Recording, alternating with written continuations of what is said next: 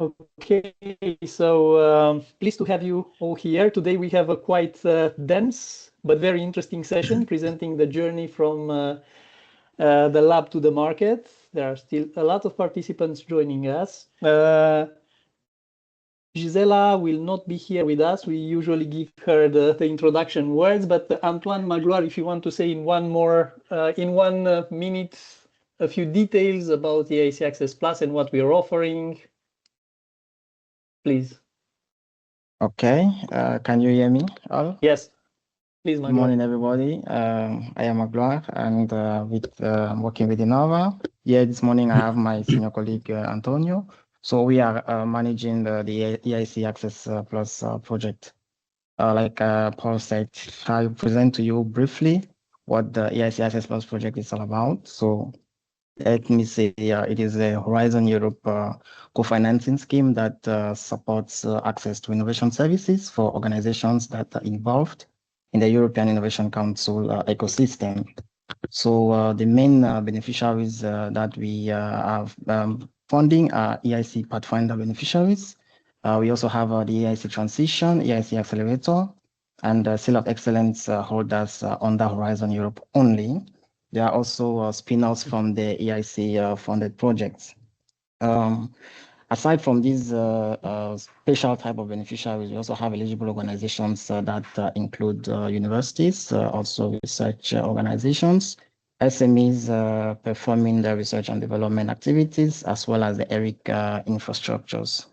So EIC Access Plus is targeting to support around 180 firms. And the beneficiaries can receive up to 60,000 euros, covering up to 50% of the service cost. So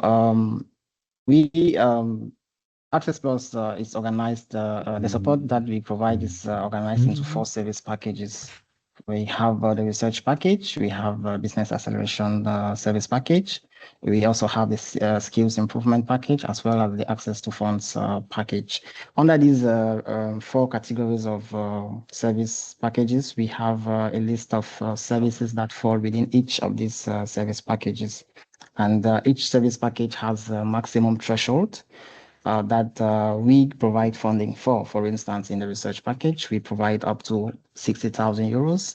These services that are found under this research package include access to infrastructure, research and development support, as well as prototyping. So for this service package, each beneficiary or those that are willing to seek, those are seeking services from this package, they can get up to 60,000 euros. And they can also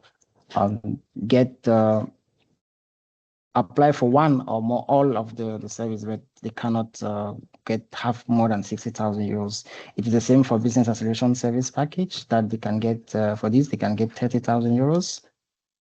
Skills improvement package, they can get up to 10,000 euros, and access to funds package where they get up to 30,000 euros. So applications are submitted online through the EIC Service Catalogue or through the EIC Access Plus project website. As of now, the open call, the current open call, the submission deadline is 31st May. And the applications are evaluated on a rolling basis within 7 days per cohort. So all funded services must be completed by 30 October 2026. Yeah, this is just an overview of the EIC Access Plus. I hope I didn't go beyond the... Yes, perfect, Magloire. Thank you so much. Thank you, Paul. Thank you so much. To be very brief, so the session today has the main objective to connect you, EIC beneficiaries, with a couple of selected service providers who will speak today about some of the elements of the journey from the lab to the market. As mentioned, we have 4 speakers today, so I would like to give the floor to Patricia, who is our first speaker. Patricia. Good morning. Good morning. Thank you so much for being here. Thanks for being invited. The floor is fully yours, so I encourage the participants to ask questions in the chat. And at the end we will have a dedicated session to go through them. If there is anything that needs to be clarified, I will ask you, Patricia, to go in depth on those questions during the presentation. Is that okay for you? That's totally fine. Thanks. Looking forward. Perfect. So thank you so much. Can you share my screen, and that should be visible to you now? Am I right? Yes, it works perfectly. Excellent. So thanks and welcome all. Happy to be here to share with you some of our experience relating to the critical pitfalls in the development journey. There we go. This is my calendar, my agenda for today. I would like to talk to you about the common pitfalls and why they happen. Explain to you the common pitfalls that we typically see. I would like to provide you with some cross-cutting insights and some really practical takeaways, allowing you to build a diagnostic mindset, as we would like to call it. This is a disclaimer. I have to show that real quickly for you, and then I'll just move on. So this is me. My name is Patricia. I'm a principal consultant at Catalyze. These are my contacts. You can find me also on LinkedIn if you like. I actually also have an academic background. I have a PhD in immunology and cell biology and did 2 postdocs. But building upon that, I also have, after that, 15 years, actually more than 15 years experience in strategic and business consulting now. I'm working with academic groups, spin-outs, larger companies nowadays, and I'm considered a content specialist when it comes to life sciences and health in our company. I've been invited on multiple platforms for the EIC, including the boot camps, and I'm also an expert in the Tech to Market program. But it's not about me, honestly, today. It's about the people that I work with. So I work with TTOs, technology transfer offices, throughout Europe. I work with a large number of startups and spin-outs up to mature companies nowadays, considering their lifespan, and also with universities, boards, departments, PI. So I'm actually really at the crossroads of valorization. So working with early stage innovators really from day to day, we see the same patterns again and again. So most deep tech ventures are really not held back by technology as we see it, no, but having great technology just simply isn't enough. This is a nice quote that I modified a tiny bit from Steve Blank. So as we see it, startups are really temporary organizations that are designed to search for a scalable business model. So things change when you are a startup scale-up, and they change regularly. So let's first talk about the common pitfalls that we see across the type of companies and innovators that we work with and why they happen. So why do many early stage ventures struggle? Well, what we often see is that they are still operating in an academic mindset. We also see that they often have a very tech-first bias. Often, honestly, they're trying to do too much at once from our perspective. And often they really don't know what is coming. So what are the next steps? And we're trying to help you a little bit with this educational session. And of course, the question is any of this actually true for you? I'm not going to ask for the answer of all 42 participants now, but you can have a thought about that. So what is the consequence actually of this? So early missteps can actually create structural constraints, and these are very hard to reverse for you. So what we can see is it often results in reduced investability, negative effects on collaborations and on partnerships. We see limited growth potential as a consequence.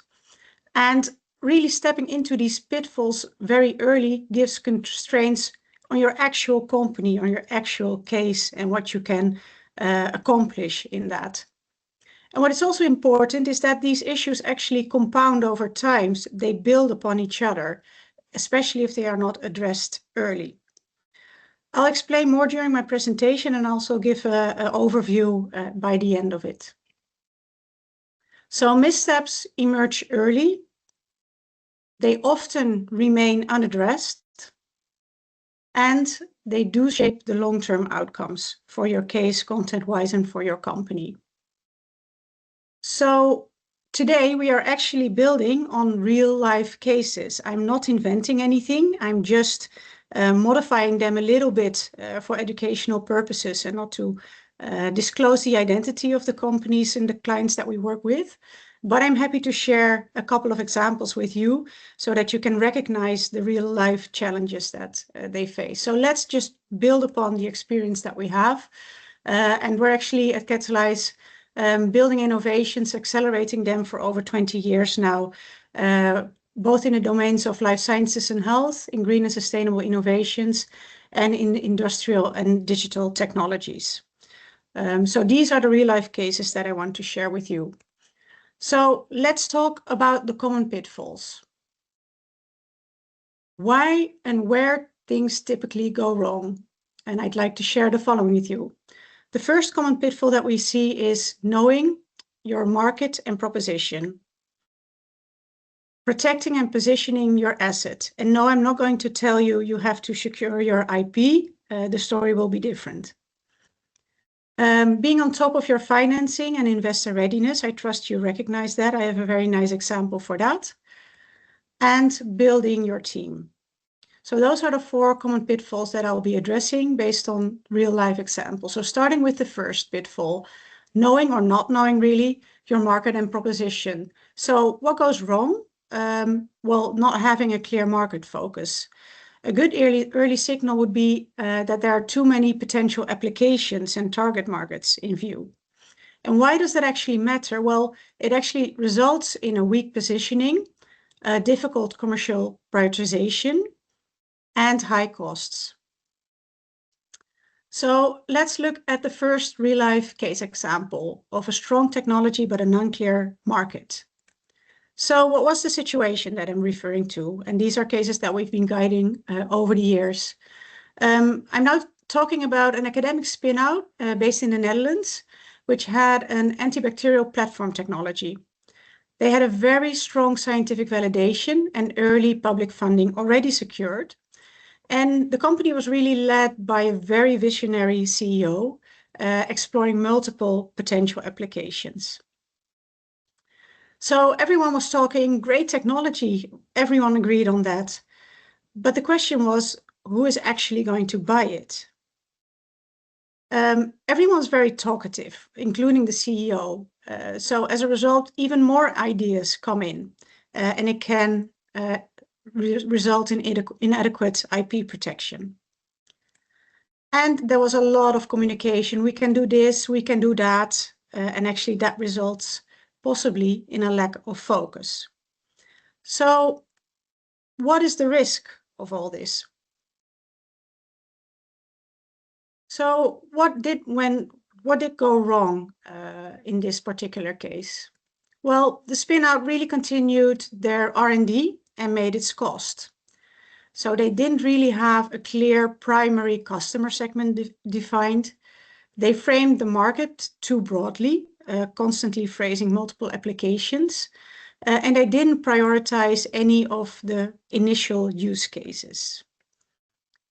As a consequence, there were really difficult investor discussions. So they constantly got the question, so where do you start?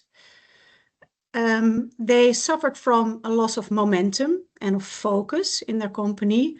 And they also experienced a very high burn rate. So they made a lot of costs while really not fast forwarding one particular product. So that really got them quite stuck. But something had to change. So what changed? Well, the smart spin-out team recognized the pitfall. Together with us, they narrowed down to one priority indication. They started to define a very clear target customer and use case for that. And they rebuilt their whole value proposition based on the specific need of that particular target market, target customer. So this is a real case I promised you, so also share what happened to them and where they stand today. Today, actually, we are talking about a winner of, well, actually the predecessor of the EIC program, so an SME instrument phase 2. They won that. They by now have multiple investment rounds closed. The company is built with their first product to market, and interesting enough, the fast-forwarded one was put on market as a consumer product, and they had one major out-licensing deal also. And what happened to the other applications? We can do this, we can do that. Actually, the other applications are also still existing, but they are targeted in separate entities within the same company group. And they will also be approaching the market relatively soon. So this is an example of how to recognize a pitfall, how to act upon it. And I think and trust it is a pitfall that should be very recognizable.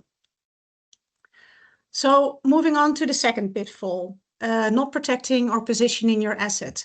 So what goes wrong? Your IP cannot be aligned with the future commercial path. An early signal would be unclear ownership of that. And why would it matter? Because it limits your partnering opportunities and investor confidence. This sounds a bit vague maybe, so let me share with you the example.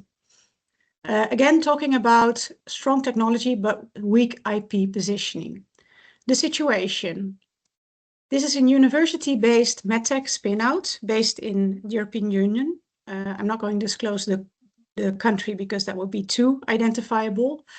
There's strong IP from joint academic projects and collaborators, and multiple partners are involved with early publications and patent filings in place. So they are having a great time in working together. The question is, however, have the proper agreements been made? Everyone is very aware to secure relevant IP. That's excellent, but it also results in scatteredness of IP. And they have a common sense that their technology will change the world. And indeed, it is a breakthrough technology that we're talking about. The question really is, who owns it? So what is the risk in this? What situation did they get themselves into? So what went wrong was, as soon as the projects became less scientific, but more product-oriented, the IP ownership turned out to be fragmented across the universities. There was no clear IP strategy linked to the target market or application that could be in view, and there were no agreements made on which is actually the commercializing party in this. As a consequence, there are complex negotiations between the partners. You can imagine that. And that also results in quite some delay in the progress. Investors are really not that interested because of the situation. And that actually results in a loss of interest as a whole in the value of the asset. So something had to change, right? So what changed? So we saw this case and we guided them through a process where the TTO of the main university actually stepped in. And they consolidated the IP ownership and clarified the rights between the partners. They aligned on the future IP strategy with one priority application and market in view. And they defined together with us a clear positioning of the asset and the commercializing party. And based on that, a spin-off is formed. So where do we stand today on this case? Today, it is still early days, honestly, but they did win and complete an EIC project. The first investment round is actually towards closing at this moment in time. And the strong point of this, of course, is that the spin-out is supported by a very strong academic network. And that actually also builds upon the case quite strongly. So that's another example of a common pitfall relating to IP and not the easy bits of be sure to secure your IP, but just to go a bit beyond that as well. The third pitfall I want to share with you is being on top of your financing and investor readiness. And I trust that everyone in the audience has that clearly in their view. What goes wrong is not being investment ready. Early signals are difficulty in translating the technology into a credible business case. And why it matters, obviously, it delays funding and weakens your position towards investors. And I'd like to share a very interesting case also relating to that. Again, strong technology, but a very weak financing readiness.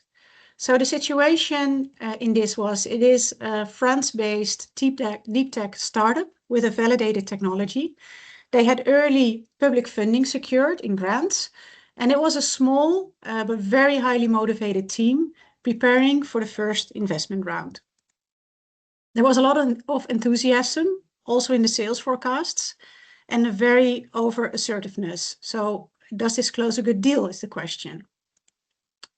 They had great technology, but stopped talking at that end of line. And that story just doesn't convince investors. They had the perception of anyone would give us money for this, right? That's really the question. So what is the risk in this? Let's see. So what went wrong in this? The company recognized they indeed needed investor financing to further develop their product, and they went ahead and started to send emails. But without a clear funding strategy relating to timing, milestones, target investors, and the sorts, their business case was not aligned with the investors' expectations, and they were approaching different investor types. And they were over-focusing on technology with limited focus on the commercial traction. So what is the consequence in that? Well, there was really low interest, let alone commitment from potential investors. There were long and difficult discussions, and they actually resulted, with time passing, in a weak negotiation position because they really needed the money and risk of unfavorable terms. So what changed? So we stepped in, and the founding team recognized their limitations and reached out for help. Together with them, we defined a clear funding strategy and milestones. We translated technology into a compelling investment case and aligned their own vision with the expectations of the investors and their decision criteria. So today, this is a very visionary team still, but they are now working together with their investors, which are properly matched to their case. The round is closed. The current investors also have indicated their interest to stay aboard for next round. Of course, reaching the technical milestones is challenging, it always is, but the founding team does feel very incentivized by the deal made with the investor and is committed to move forward. So the last pitfall that I want to share with you is building the right team for your next phase. What goes wrong is lack of focus and unclear roles within the team. An early signal is trying to do the same, all of you, overcomplicating things, and why it matters is because it reduces your execution capacity and resilience. So let me share this. Strong founders, but what is next? The situation. We are talking about a German-based startup with very highly skilled technical founders. They are very highly aligned, science-driven, with similar backgrounds, and limited or no, actually, exposure to commercial and operational roles. So they said to each other, we all know it takes years to develop and market such a product. Everyone knows that. But does that mean that you don't need commercial experience right now? Great discussions, but focusing only on the details, right? And a common sense that our team is the best, that was actually true. But will it develop an actual product that is sold and used? So what is the risk in this? What happened? What went wrong? So all were fond of each other. They really enjoyed working together, but only spoke the same language. There was no clear role definition within the founding team. There was a missing commercial leadership and business development capabilities, and opportunities were therefore missed. And the founders remained focused on R&D, overcomplicating the actual product compared to what would be necessary. As a consequence, there was a slow decision-making and a lack of strategic direction. They observed limited traction from the outside world, and the outside world had a perception of execution risk, looking at the team. So what changed? Well, actually, a grant triggered them to focus on the business side of stories, and you can imagine maybe which grant I'm talking about. Based on that, they defined clear roles and responsibilities within the team. They added complementary expertise, mainly commercial, and strengthened the governance and decision-making structure in the company. So today, the team occasionally really needs to realign based on the complementary expertise itself, but together they are stronger. They less easily get stuck in the technical details, and they jointly force decisions to move on. Did they win the grant? Not yet, but I trust that will be soon. So these were the 4 examples that I wanted to share with you. And in complex systems, problems are rarely isolated. They are often interconnected, one system thinker once said. And that is true. So some cross-cutting insights from my perspective. These are not isolated issues. We see them again and again and again. And also, these pitfalls reinforce each other. They limit the potential, they create risk. So this is a figure that I actually value a lot. And in the center is a saying that is, innovative ideas deserve a chance to reach their full potential. That's actually my kind of mission vision statement. It's on my LinkedIn page as well.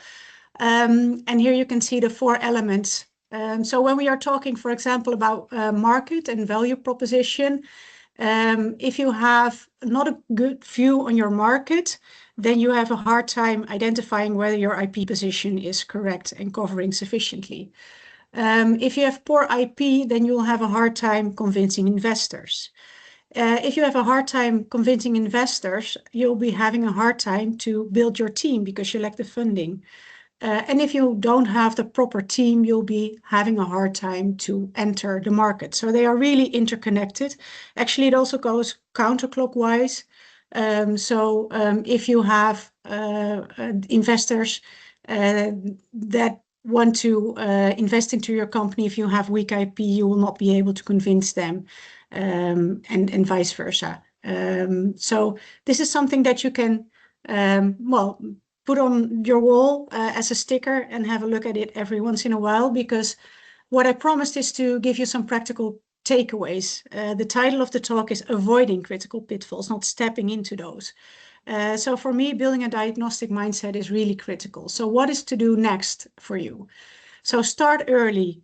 Be aware that you're at the start of a path, but don't take on shutters in front of your eyes. Look ahead at the path that is coming. Begin with the end in mind. So put a dot on the horizon, see where you're going, and carve out the path up to that. Build an investor mindset. Obviously, that is just important in our industries.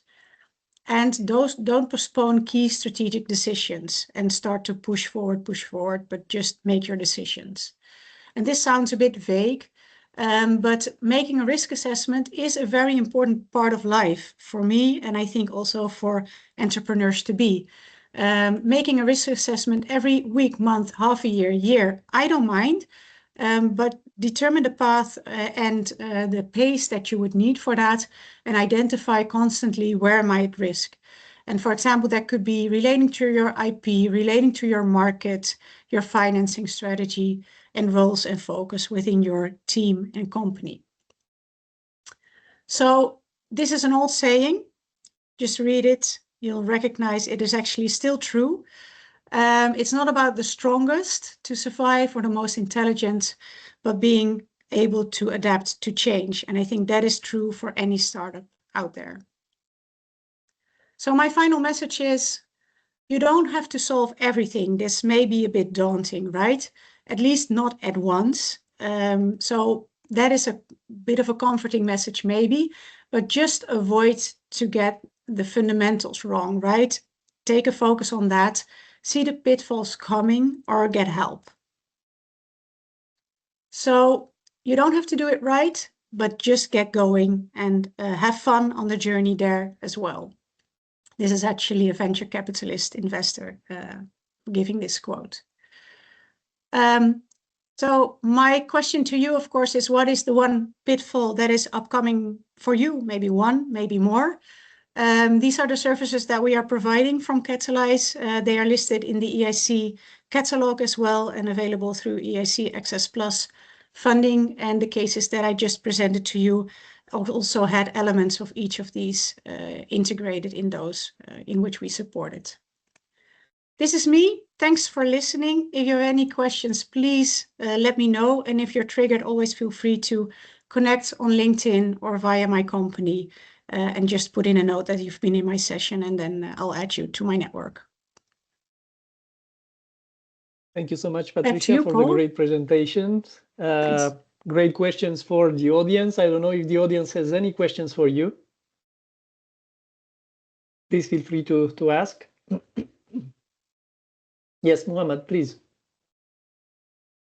Sorry, I could not see the option for sending a message, so that's why I raised my hand. Patricia, thank you very much for this very insightful talk.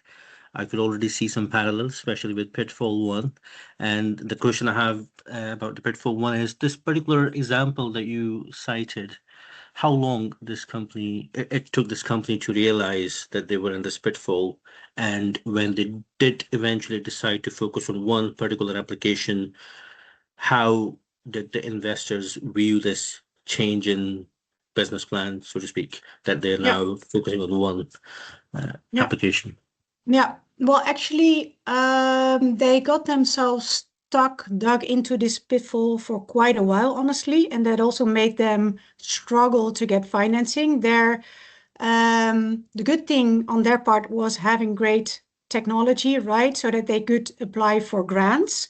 So they were applying for different grants for different applications, did get the money in, but at the same time, that really made a very diffuse focus, right, because you have to run multiple projects in parallel.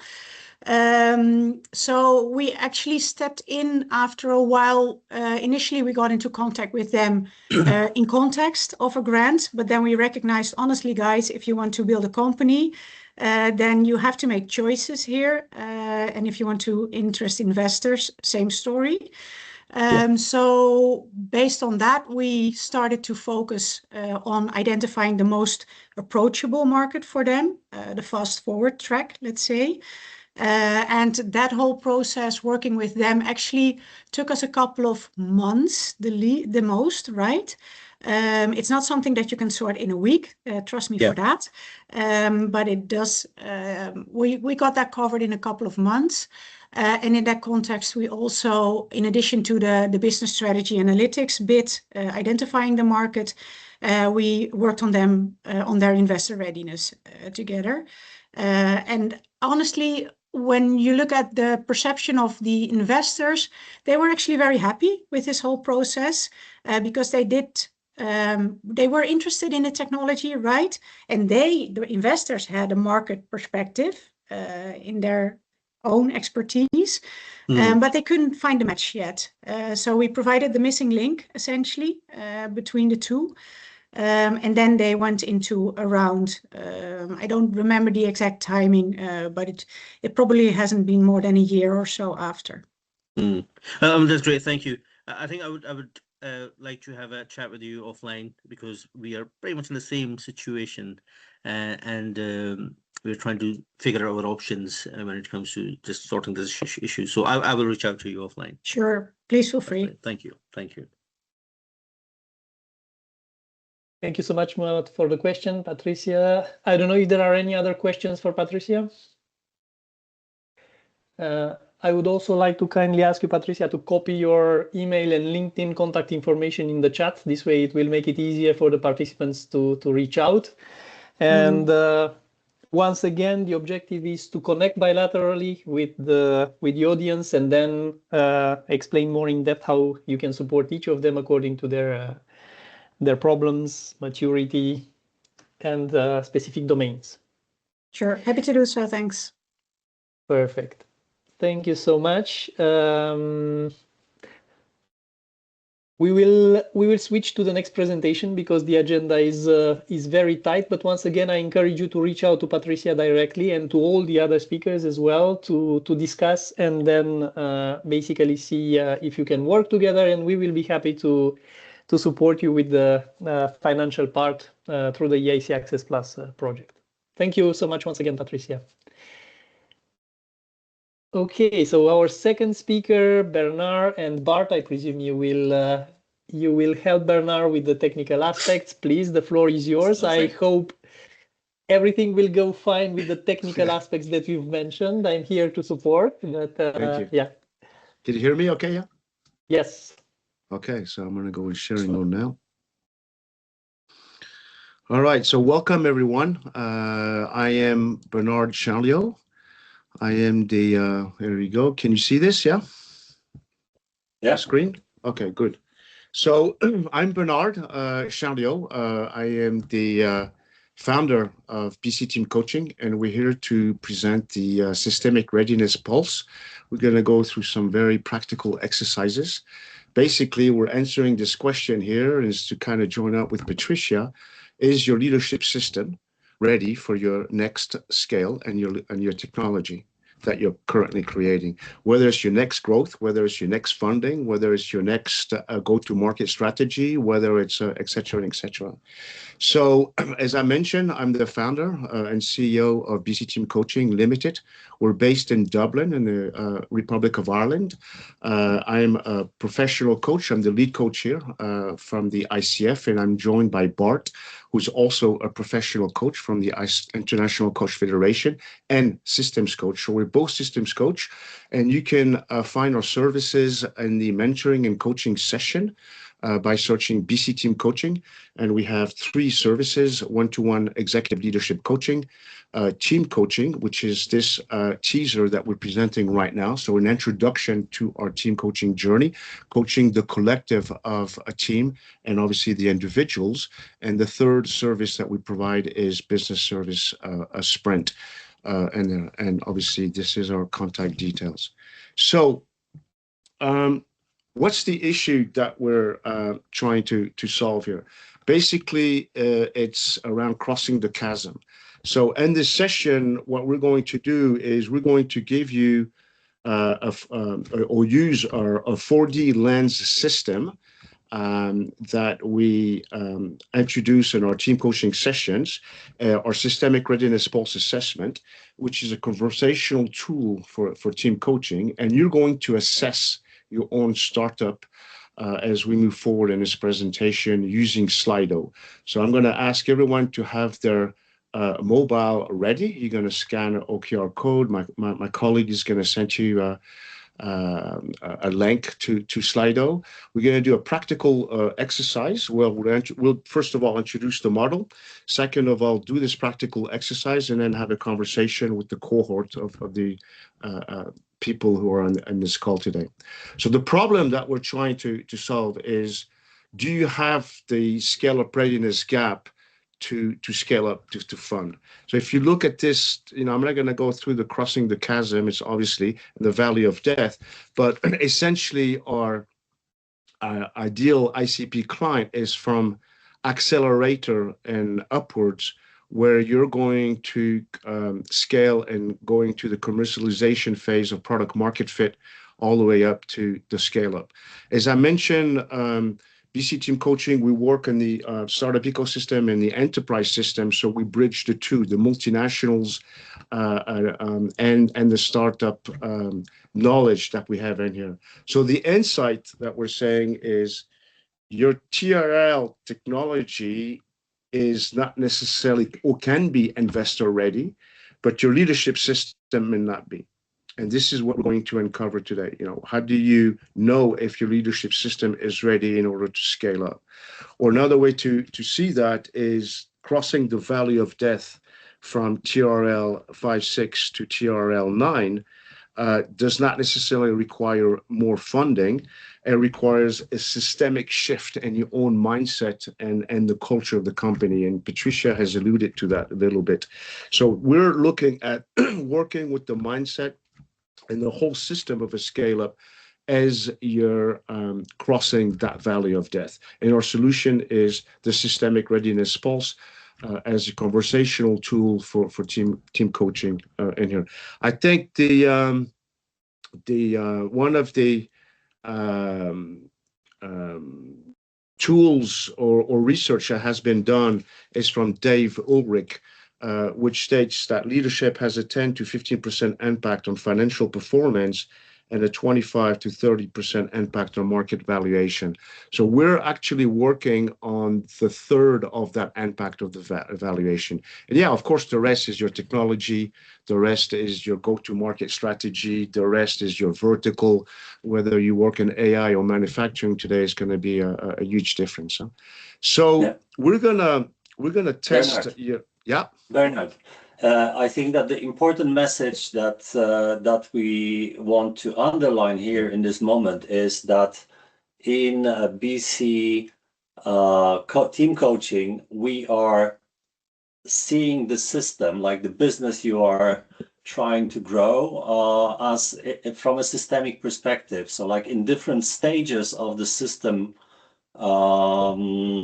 timeline, as your business is growing, we see that the leadership needs to be a little bit different and focus on different things that we will try to analyze today and see where are the pitfalls, the barriers, and what's changing on different stages of business development.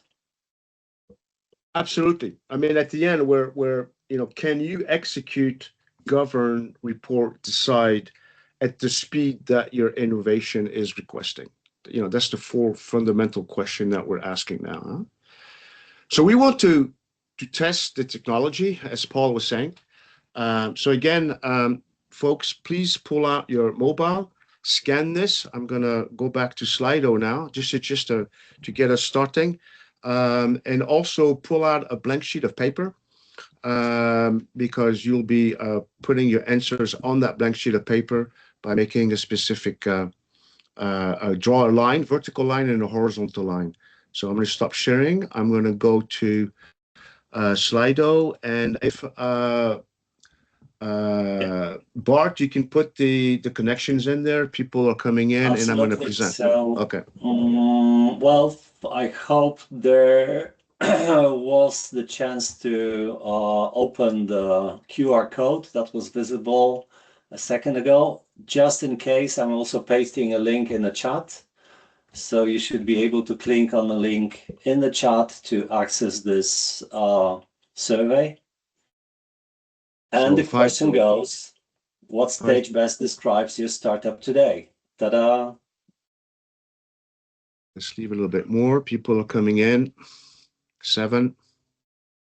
Get used. So again, you can join at slido.com by putting EIC with the 12th of May 26, or the chat that I don't see the chat that Bart has put in. Just a link in the chat. So people open it and then they can vote. So they're coming slowly.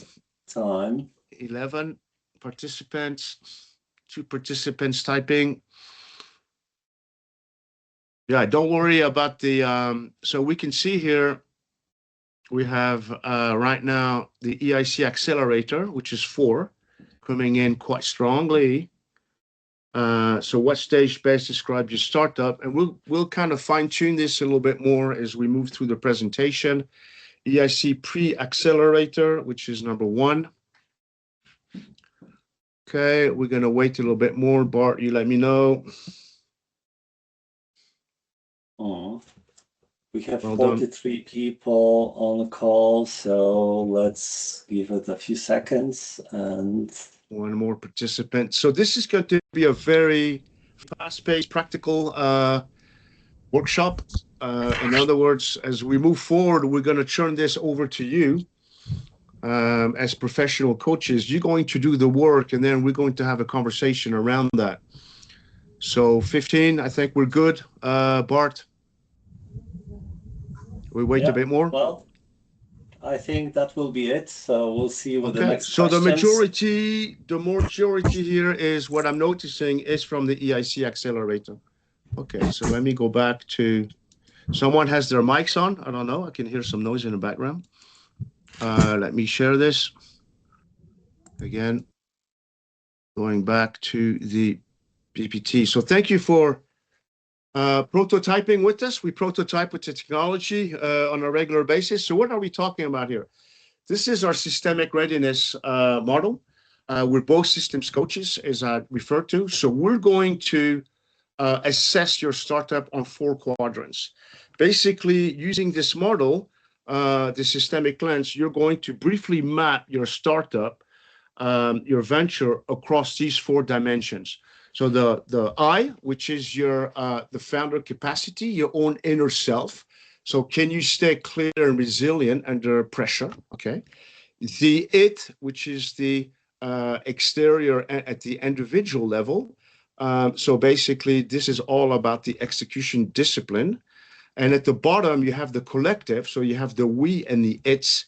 So the we is on the culture, and the it's is the organizational system and market context. Okay. So we work on these 4 quadrants at the same time. So for example, most supports will work at the bottom right-hand quadrant, and the EIC Service Catalogue of the its operating systems, which is your go-to-market strategy, which is your internationalization, how to land in China, United States, your IP, everything to do with processes and structure is in there. But what we're stating here is when a startup stall is because one of these quadrants is unbalanced, whether horizontally, diagonally, or vertically. So on the top, you have at the individual level. At the bottom, you have the collective level. On the left-hand side, you have the more conceptual, subjective side of things. So your own inner self and the culture, how do we measure the culture? We'll come back to that. And on the right-hand side, it's the majority, it's the more, I would say, the more objective, concrete, measurable, visible KPIs that you're more aware of in there. So again, we're going to leave you with a simple 4-quadrant snapshot of your current leadership and team dynamics as we move through this presentation today. So another way to look at this is the visual. The reason I didn't put that is because you can't really read this, but at the core of our work is execution. You can throw millions at a startup or have this. If you don't execute, by aligning these 4 quadrants, you're going to have some difficulties. Doesn't mean you cannot scale, but it will be more difficult to scale up or go to your next project. And from that, we look at the alignment here on this pulse readiness, but it also involves your mindset and your capability. So as professional coaches, credential coaches from the ICF, we really focus on the core learning, the nuclear reactor of a system, of a startup, and how does that tie up with these 4 quadrants from a systemic perspective. Okay, so moving on, we're going to give you 3 examples of the different stages, pre-seed, seed, and Series A, and then we're going to turn it over to you, where you're going to map your own startup from these 4 quadrants, and we're going to have a conversation at the end. So moving forward, the first one is the pre-seed stage. So that would be, let's say, Pathfinder and the EIC funding, as we've done previously. And what you see in red, the co-founder role misalignment, is from our own experience of working with the EIC for the last 10 years. We've done Horizon 2020 and Horizon Europe, and we're not going to name specific case studies.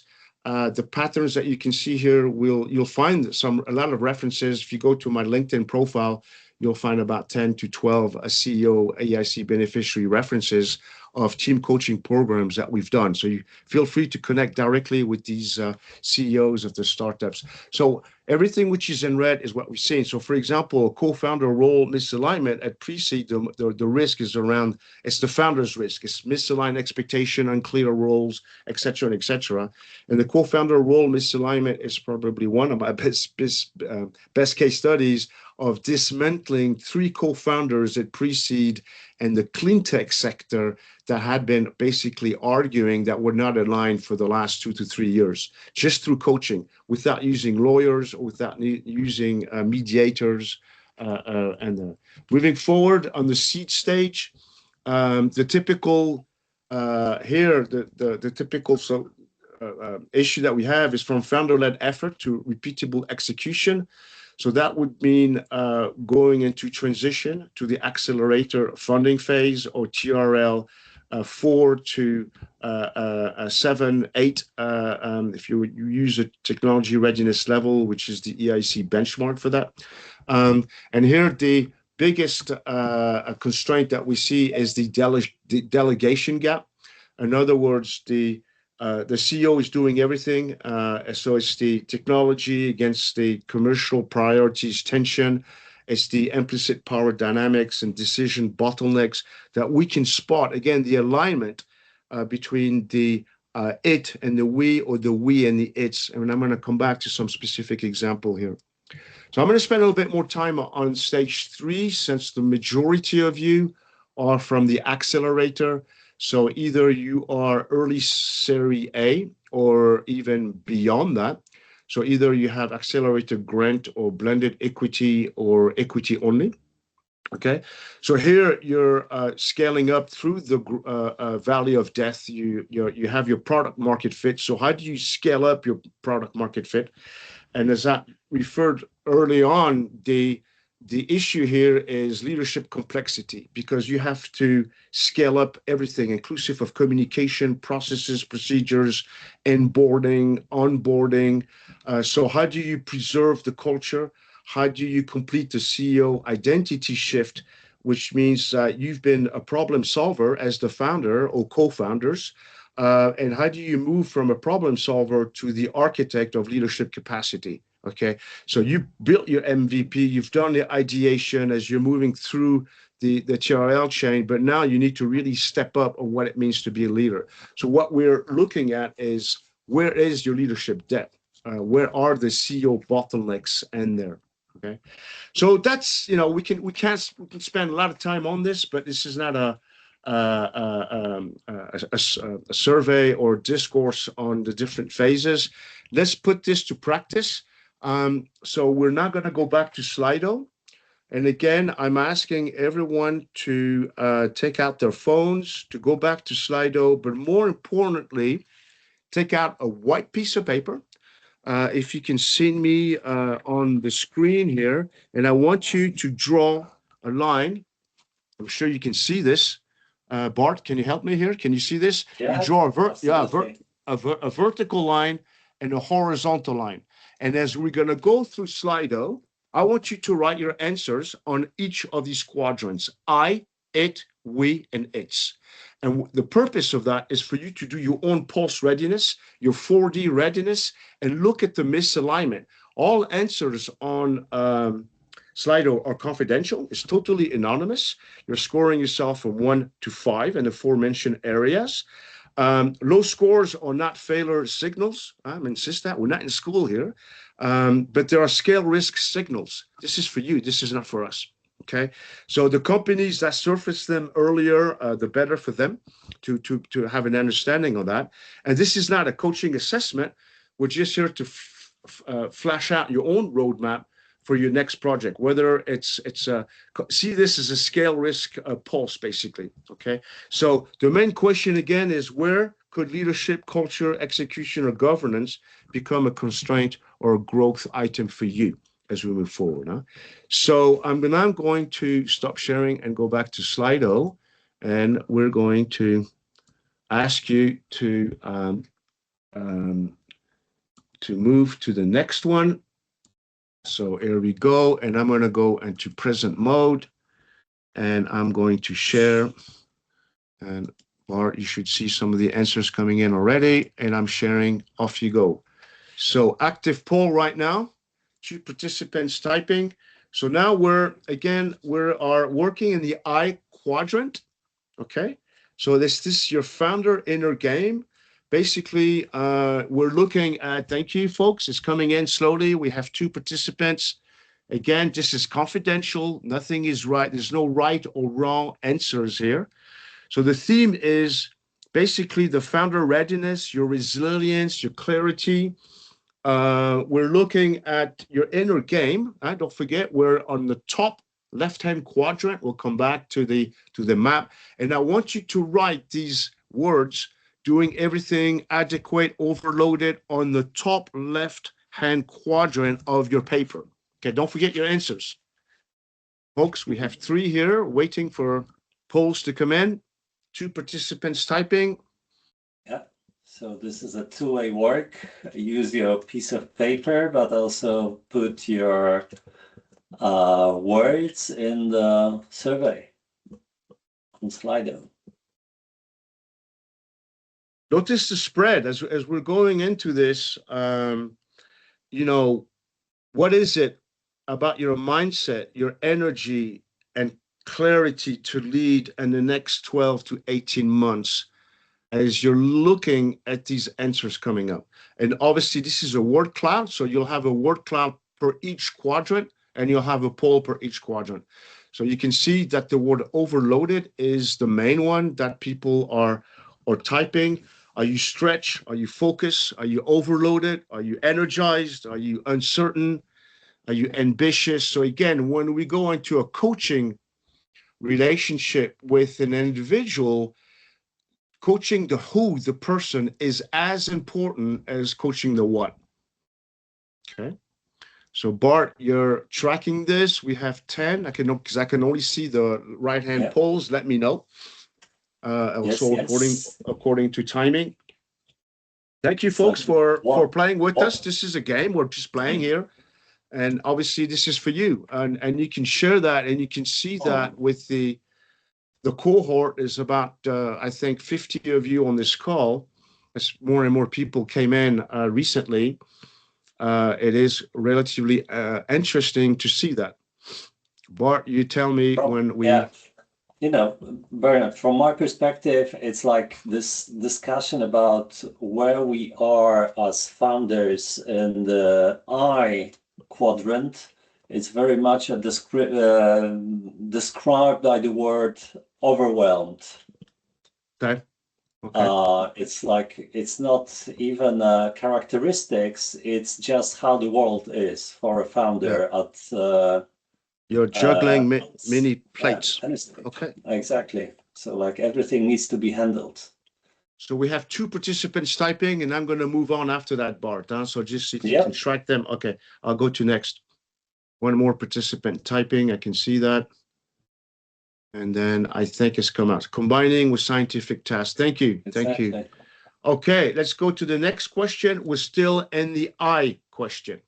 Okay. Again, we're still in the upper left-hand quadrant. So the question is, to what extent are your...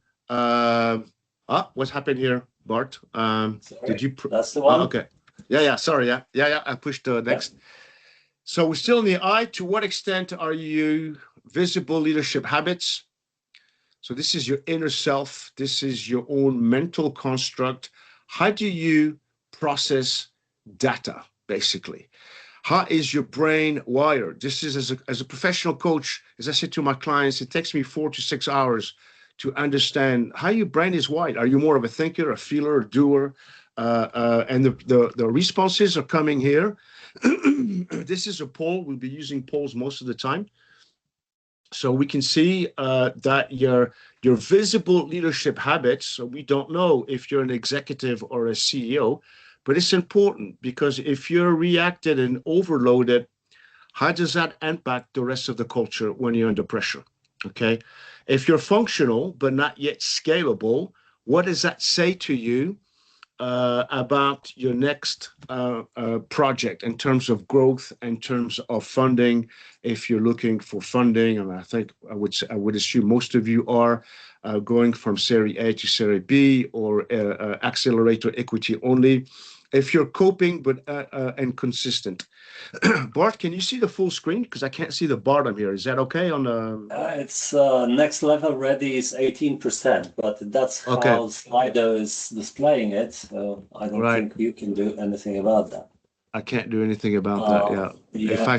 If I close down this, maybe. So now it's 17% on next level ready. Thank you. I'm going to try to zoom slightly less. Yeah, here you go. If I lose zoom, no, I can't do anything in Slido, as you say. Yeah. So let me know the next level ready. How many people are? It's important. We have 12 so far. So it seems to me right now it's the functional, but not yet scalable. Again, this is your inner self. Please, folks, write down the answer on your blank sheet of paper. okay? As we will look at the alignment between the I, the it, the we, and the its, or diagonally I and the its, or we and the it. So functional but not yet scalable is at 33%. Next level already is how much? Because I can't read it, Bart. It's 15% right now, the same as clear and disciplined. 15%. Okay, next level ready. Okay. Okay, functional but not yet scalable. Functional but not yet scalable is at. Okay, I think we move on. 13 people. Okay. Let me click on that one. You click on the next one. Okay. Yeah. So now we're moving into the it quadrant. So the it quadrant, again, is the individual exterior quadrant of your systemic readiness pulse. Okay. So we're looking at visible behaviors. We're looking at what we define as leadership competencies, your knowledge, your skill sets, your knowledge into your own vertical. You're an engineer in medtech. You've been working all your life. You have a PhD in medtech. That's your knowledge. But what is your behavioral and skill set in terms of competencies? So again, have you clicked next? I can't see the poll, Bart. You have to click what one. Oh, sorry, this is a word cloud. Yeah. So this what word? No, it's a word cloud. So, apologies. Yeah. That's the one. So what one word describes your current execution pattern? Are you focused? Are you fragmented? Are you fast? Are you unclear? Are you disciplined? Are you stretched? Are you?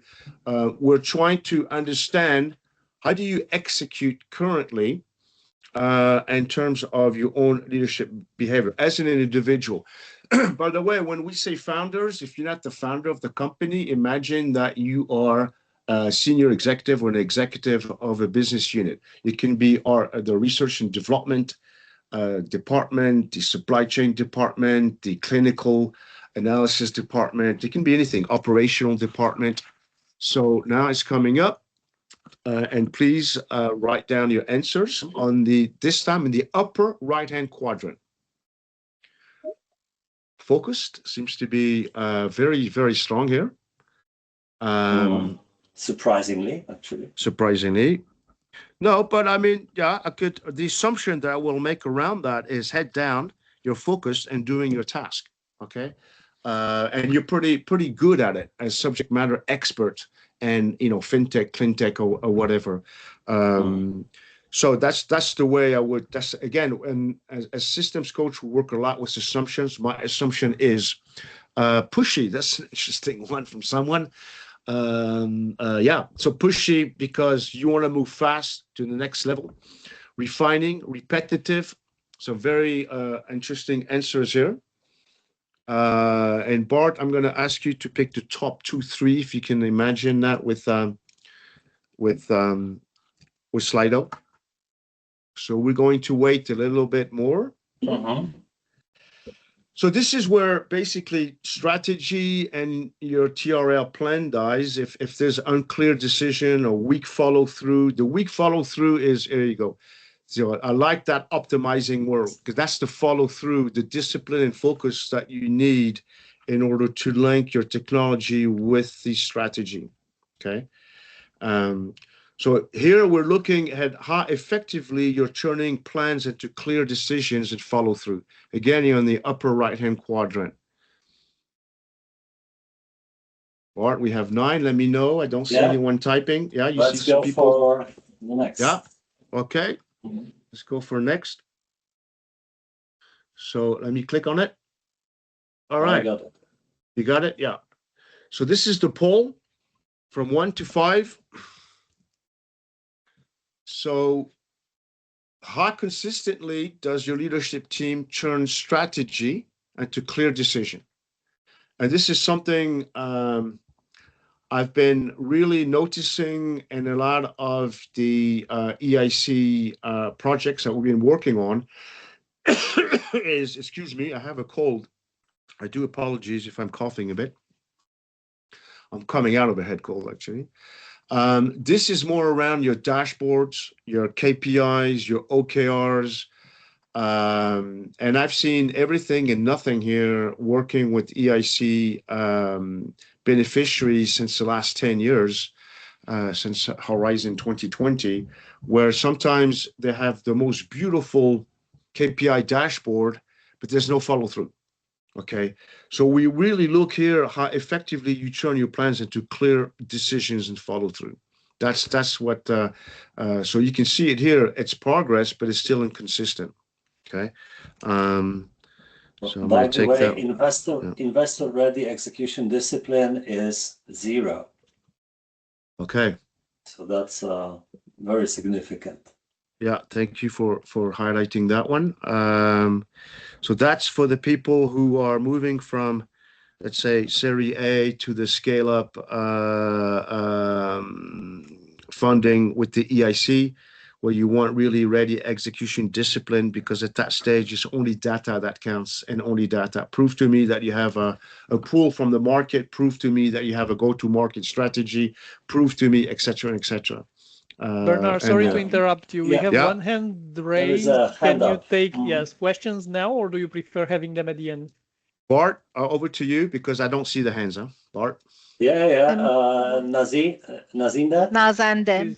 So my question is regarding very specific to answer this question, because so it says I'm a little bit now focusing on the word leadership team, but not necessarily a team. But so even though, for example, at executive level, we have investor-ready execution discipline, I focused on the word team. So it's a single man, or let's say 2 people at the executive level who are having this discipline, but we are trying to grow the team into this discipline as well. So this is why, for example, I also chose progress but inconsistent, whereas the people who are dragging this are investor-ready execution discipline. So we have, I think it's we are a scale-up phase going towards company, and the secondary management, lack of secondary management due to lack of resources is a big hurdle that everyone needs to overcome. And this is what I was pointing out to. But what did you want to see here? Because now it is under, again, the IT quadrant. So which answer would be right here? Where the team lies, or where the people running it runs? Because this, where I want to be, is also for the leading team to be there. Great question and great awareness, by the way. Okay. It's how people run that, because you're absolutely right. You're in the upper, we're still at the individual level. You're in the upper right-hand quadrant. Remember, individual are the left and right uppers, and at the bottom, we're going to go into the collective. So where I'm going to invite you is to... I should change. Single level, it works. Yeah, and then look at how does that tie up with the we that's coming up next. All righty. Thank you. Thank you. Thank you. No, that's you're a good welcome. One. Yeah. So 12, Bart, we're good. We're moving. Yeah, you got. Okay. So I'm going to click next. So now you're clicking it. Thank you for me. So now we move into the we. Here we go. So now you're at the bottom left-hand quadrant. You're at the collective level. Okay. So reflect on, how do you do team working? How is the themes here are trust, are, I think Patricia had mentioned trust early on this morning. It's around the psychological safety and the comfort of doing work together. So what one word best describes the quality of truth telling and your, again, leadership team or your business unit team or your R&D team, operational team? We're using leadership as a generic word, you know. So what describes at the we, looking at the alignment, one word, are you political? Are you honest? Do you avoid conflict? Are you direct? There's no BS. I'm based in Ireland. We call that, does the shit hit the fan? Or et cetera, et cetera. Where are you in terms of your psychological safety? And the indicator link here is the previous participant was referring to, is here we're looking at the culture and the execution risk. We're exactly on a diagonal, we and it, okay? And there, wow, this is fantastic. A lot of honesty and directness, beautiful. This is quite strong here. So let me write this down on mine. Honest and direct. Write your answer on your blank page, as we'll have again. So, again, this quadrant is about how safe and honest your core team is with each other. And even that, I could challenge as a team coach, what does it mean to be honesty and direct with each other? Okay. Have you gone through what we define as the constructive storming phase as a team, as a collective?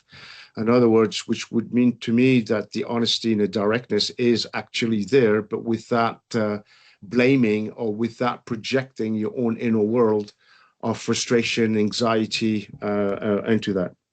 Having constructive conflict procedures, something that is very much resonating with the 5 dysfunctions of the team concept. Yeah. All this can be, of course, developed if you are self-conscious of where the team is and how the team is operating. So, yeah. Good. Honest and direct. Transparent. Wow, transparent, beautiful. That's coming out quite strong, so I'm going to add that one also. So it looks like the psychological contract at the we is important.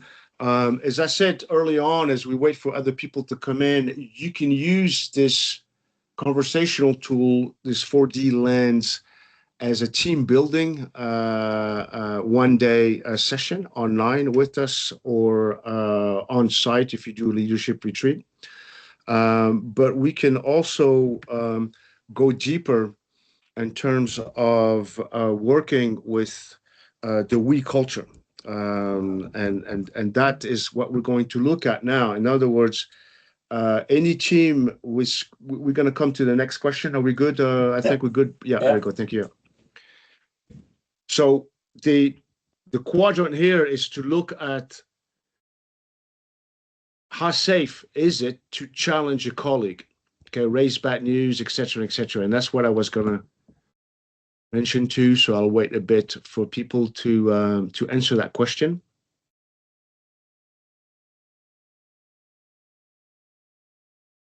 So.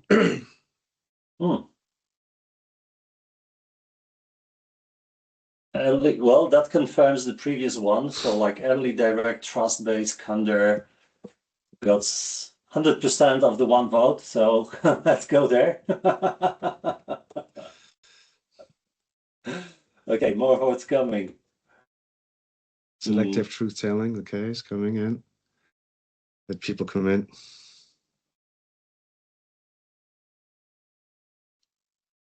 Yeah.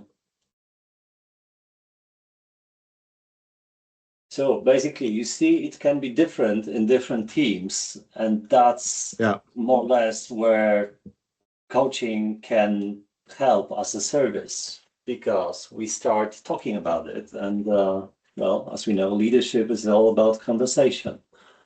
That's how you address things.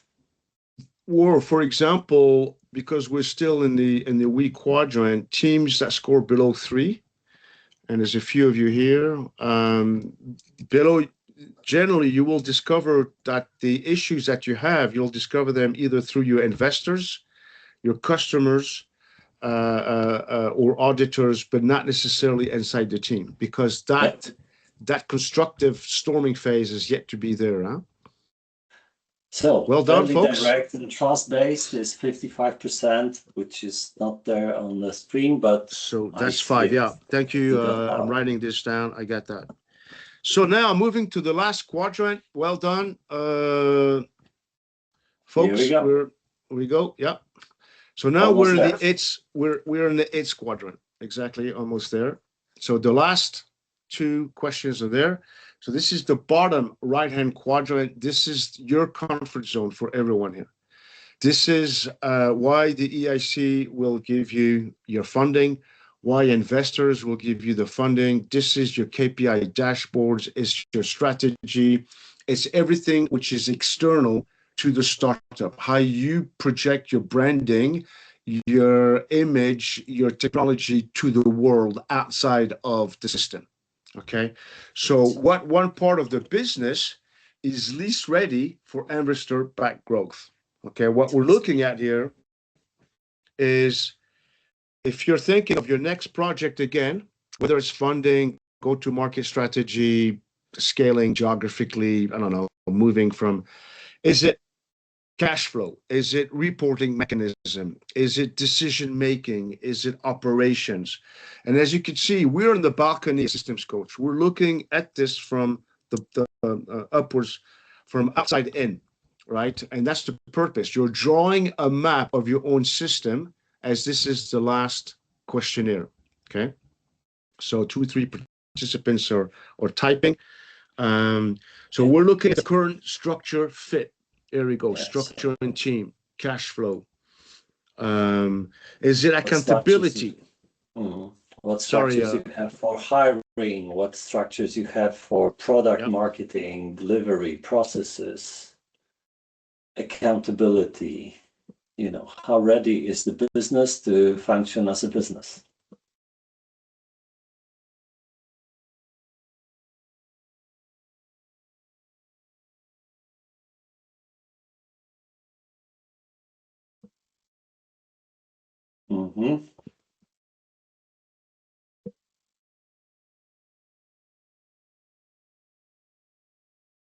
Thank you.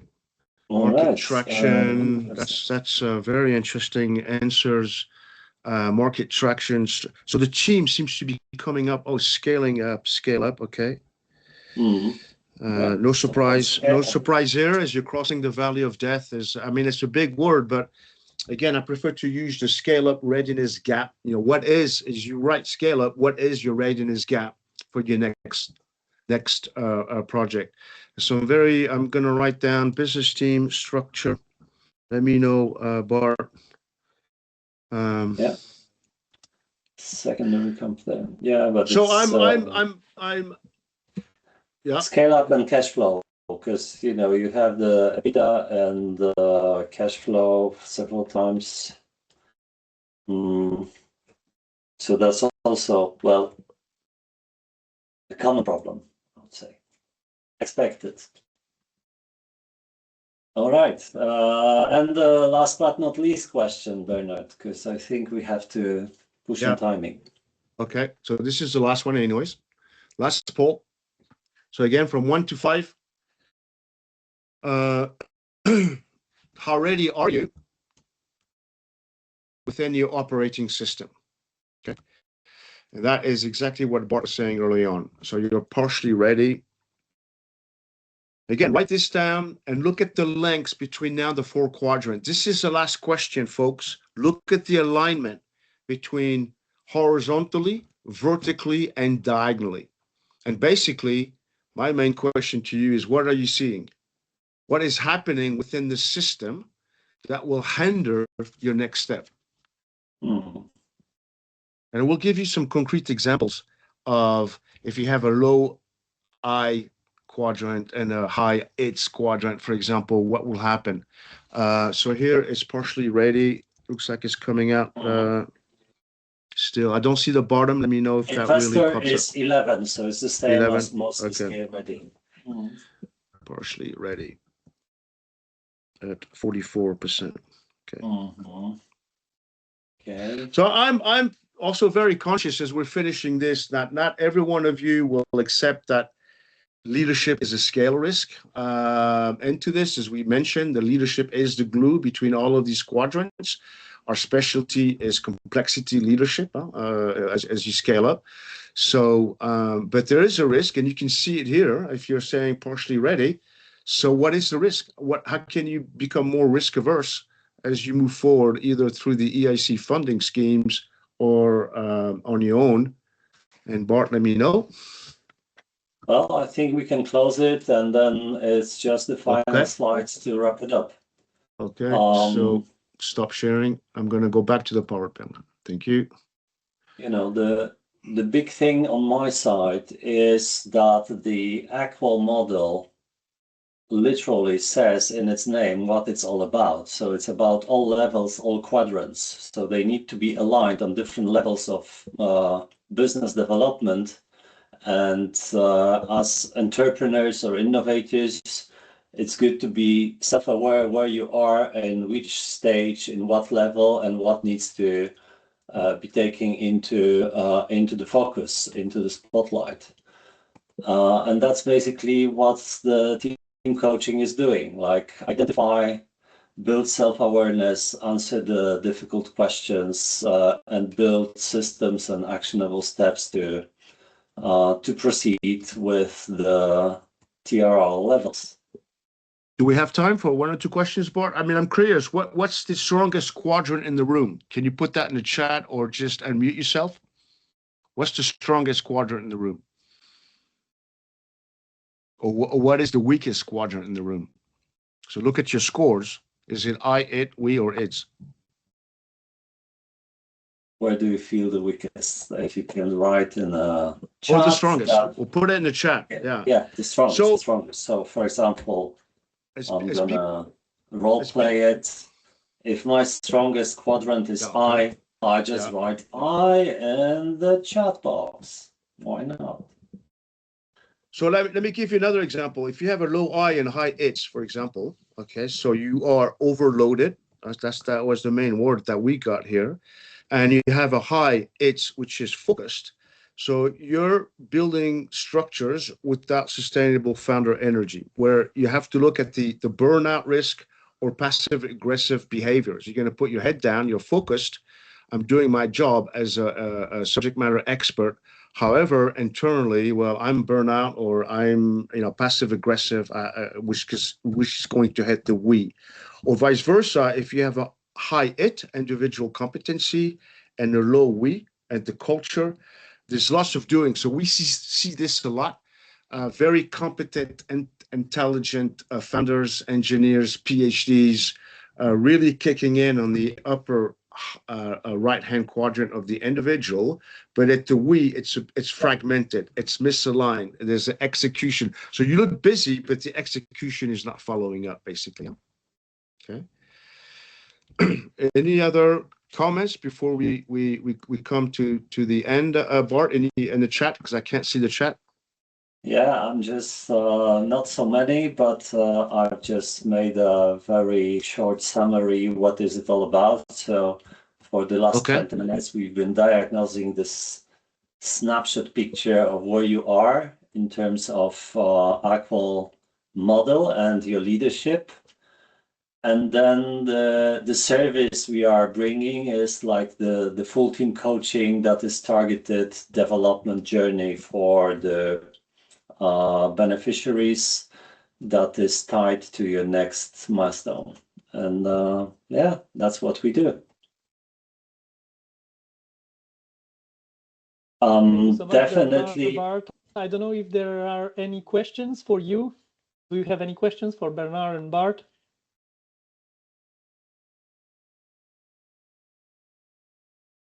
I interrupted you, Bart. You wanted to say something, please? No, it's okay. Can I also kindly ask you to include your contact information in the chat? This way the participants can follow up bilaterally. Absolutely. It was a great interactive session, and yeah, I think it will apply a lot individually to the participants. So I strongly encourage them to get in contact and thank you, Paul, and discuss. Thank you, Bart. Thank you, Bernard. I see your contact in the chat. So thanks, Bart. Absolutely. Perfect. Thank you again so much for the presentation. And we can now go to the next topic. Elisabeth and Nicole. Good morning, everyone. Lovely. I've already put our contact details into the chat. I'm going to share the screen in a second. Just bear with me. There you go. Okay. Just lost the Teams window. There we are. Right, lovely. Good morning, everyone, and thank you so much for the previous speakers.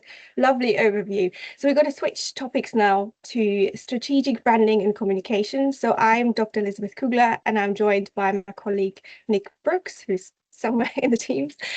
So today we're going to talk with you about branding and communication.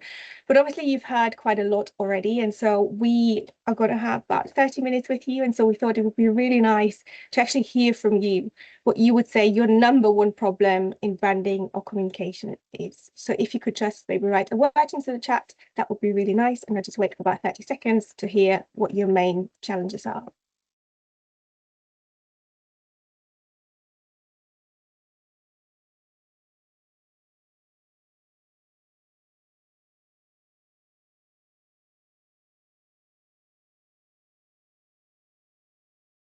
Lovely, thank you. We've got visibility coming in, which is probably one of the biggest problems that we see. I'm going to scan the chat as we're going along. We've got tailoring messages to different audiences. Lovely. We're trying to cover that later as well.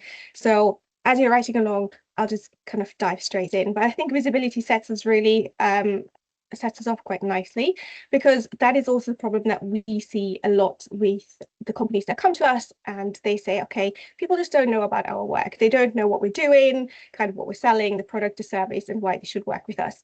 Another problem that we often see is that you as founders have other things to worry about. You're doing the science and the team building and trying to get the funding. So your branding and communication and marketing is probably at the moment not your main priority. And then you're also looking for experts that actually speak your language. So you need someone who's actually understanding your jargon, your audience, what's your market, what's your kind of hot topics, right? And so you kind of summing it up, you need to share what you do in the right way to the right target audiences, which is also quite nice that we had that in the chat that someone said, tailoring the messages to different audiences. So absolutely. And this is where we from Zeeks come in. So we're a science communication marketing agency. We're based in the UK. And we're scientists ourselves. And so we really understand what you're talking about and what your kind of pain points are. And we're trying to work with you to really help you build strategy, content, and training in science communication and marketing. And so we work mostly in the sectors of biotechnology, health and medical care, and pharma, but also a lot in life science and technology. And so we work with small biotech companies in Europe, but also big pharma in the US. We work a lot with universities. So we have a really varied pool of people we work with, and that keeps it quite nice so we can connect different people. But that also means that we can build relationships with the people that we work with. And so about 80% of the people that have worked with us actually work with us long term. And so it's all about this relationship building. We've had trust several times today. So it's quite nice that we really try and foster relationships with everyone that we work with. So in the scope of the EIC, we offer actually business planning and coaching and mentoring. I'm not going to go into this. You can scan the QR code later when you get the slides, or there's also the link provided for this. And so today we're going to talk about three things. We're going to talk about positioning, strategic branding, and stakeholder communication. If you have any questions throughout, please feel free to just type them up into the chat, but after each section we will have a short kind of Q&A. We're trying to stick to time as much as possible. So if there's any unanswered questions, we will write them into the chat, or you can reach out later to us and we'll try and follow up if there's anything that we can't answer right off the spot. And so for positioning, I'm going to hand over to Nicole. Thanks, Ellie. So when we talk about positioning, we simplify it down to who you are, what you do, why you matter, to whom, and in what unique way you create value compared to your competitors. So why should they pick you? And we do come across some common problems, one of which is that we see people confusing a tagline with positioning, and that's okay if you have a big brand and you're well known, you can use that tagline, it's great. But if you don't have the positioning locked down, answering these questions, a tagline is pretty useless. We also find that a one-size-fits-all messaging tends to happen, and like Janine said, tailoring different messages to different audiences is a challenge. You generally won't have one target audience. You might be trying to reach investors as well as your ideal clients, and tailoring the messaging and how you position to them is really important.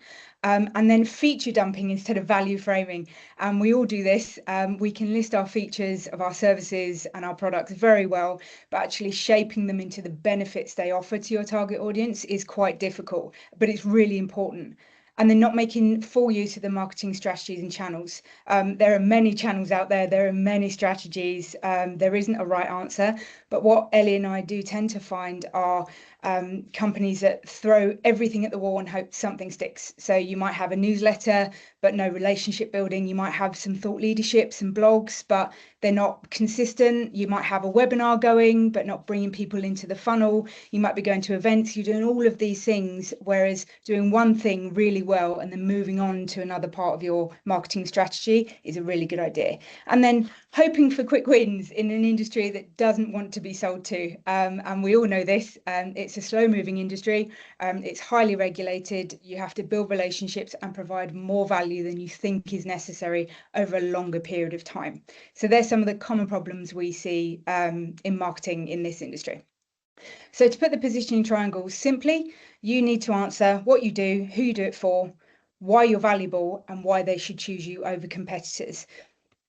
And a really easy but quite horrible exercise you can do for this triangle is to go to your website homepage, look at the hero section, which is the big section on the homepage above the fold, and ask yourself, do you explain simply and in 2 sentences what you do, who you do it for, what value you provide, and why they should choose you in 2 to 3 sentences?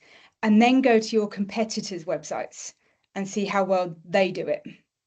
And then you'll get the answer. You can also do this for your LinkedIn, your company's LinkedIn, your personal LinkedIn, and all of your marketing assets. But it's a nice little exercise to see actually how are you positioning yourself in the first 5 seconds you gain someone's attention. So next slide, please, Ellie. So here's an example of a client we worked with. We took a EU regulatory affairs company for pharma and mainly biotech. They were a very small and new company.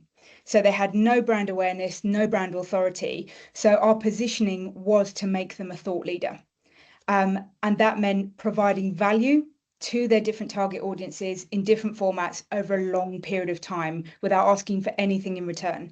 But now they are known as a thought leader in their industry. They have a website that ranks on the first page of Google, and they have a consistent stream of quality leads who reach out to them, and we haven't spent a penny on ads.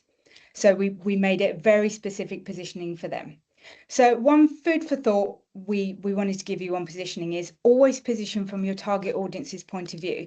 And we can't stress this enough, because if you position from your point of view, what you think is good about your services and your products, what you want to put out into the world, you end up going into the void because you might not actually be answering your ideal client's questions, looking at their pain points, really addressing their needs. And also, if you're positioning your business from your perspective, you're speaking your competitors' language. So the people you might be reaching aren't your target audiences, but actually your competitors.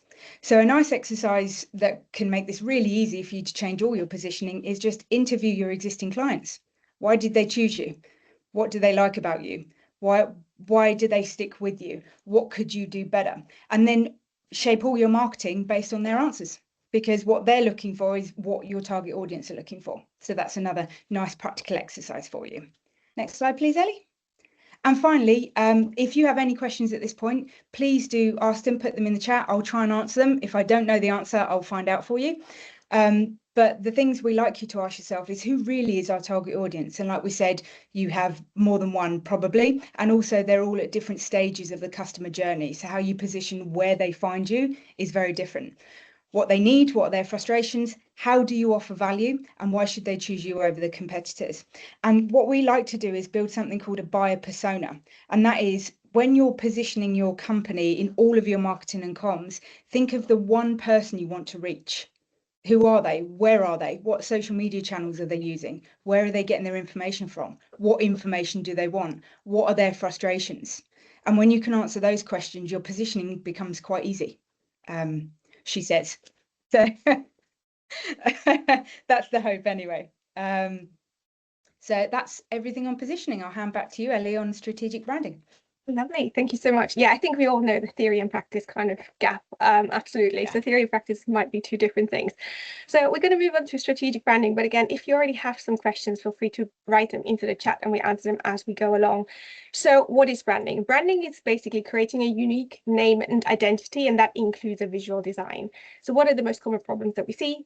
The first one is that most of the time we have people come to us and they say, oh, we have our color chosen, and they think that's kind of the brand. But actually brand is a lot of things. A brand is really the values and the culture and the communication, and it really anchors the whole company. And the important thing is that the brand really should be in everything that you do. So it should be highly consistent. So for example, your newsletter should feel the same like your trade show stand. Your white paper should feel the same as your social media. This is your brand, right? It should all feel the same. It should all kind of communicate in the same way. And then the last kind of problem that we see very commonly is that everyone's kind of, oh, we're innovative, we're disruptors, we're novel, and they think that's the brand. But actually a brand is a lot about differentiation and making yourself very unique. And so I'm going to bring up one example which probably all of us know, which is Apple. So Apple is a biotechnology company, and they are probably very well known. And if you think about Apple, you probably think already about like their design and simplicity, that they have a really nice user interface, and their tagline is think different. So if we look at Apple a bit more in detail, we can use what is called the brand identity prism. And that is a very nice exercise where you have 6 different characteristics that really define a brand. And we're not going to go into all of them. I'm just going to pick up 2-3 examples here. So if we think about, like I say, kind of Apple in the first moment, you probably think about the nice user interface, and they have microcomputers, and that they really have this kind of different approach to marketing. And this is what we say is Zeeks. So this is really how it feels, and the look, and kind of how kind of the touchable assets feel like. But also we can look at personality, and this is really the relationship and communication that we see almost human-like of a brand, right? How do they present themselves? And here we look at cool and simplistic and innovative for Apple. A really nice example is of Steve Jobs on the stage, right? When he gave a talk, he was there in his black turtleneck, always the same clothes, and we all saw this really kind of very simplistic, very cool guy out there. And this was his personal brand, but it also really overlapped actually with Apple and the technology. And that's quite nice, where you see this overlap between kind of founder personality or CEO personality and the brand. And we can also tie this then further to think about, okay, so how does then Apple relate to other people? How does it relate to its products? And we could really pinpoint a few things, but one thing is, for example, that they want to identify as friendly and emotional and someone with heartfelt connection. And if you think about technology, you're not probably going first point to emotional. You would say like, oh, I'm emotional about technology, but actually we are. And Apple is really, really good about this, because they really create this different thinking and kind of novel technology, and people want to buy, for example, the latest iPhone. And so people actually queue for example, 7 hours to get that latest iPhone. And that is emotional, right? Because this is really understanding what gets that person this kind of novelty. Why do people queue for 7 hours, right? That is emotional. And that is really, really good, because it buys into this psychology of buying behavior. Just as an example, but we can kind of carry this to biotechnology as well. And so one example that we want to bring in is Epigenica. So this is a Swedish biotech company, and they design platform epigenome profiling kits. And so when we worked with them, the aim was really to build a coherent and scalable brand. So the first thing that we always do is kind of take a step back and really do some research to understand, the current market, the current competitors, understand kind of what's their next aim for the few years, and how can we identify what their brand should feel and look like. And so this is just some ideas that you could look at and think about the different brands. But actually, when we look at Epigenica in a bit more detail, what we wanted to really drive towards is that they have a really new technology. They're platform driven. And for them, it's really about upscaling and making the brand future proof.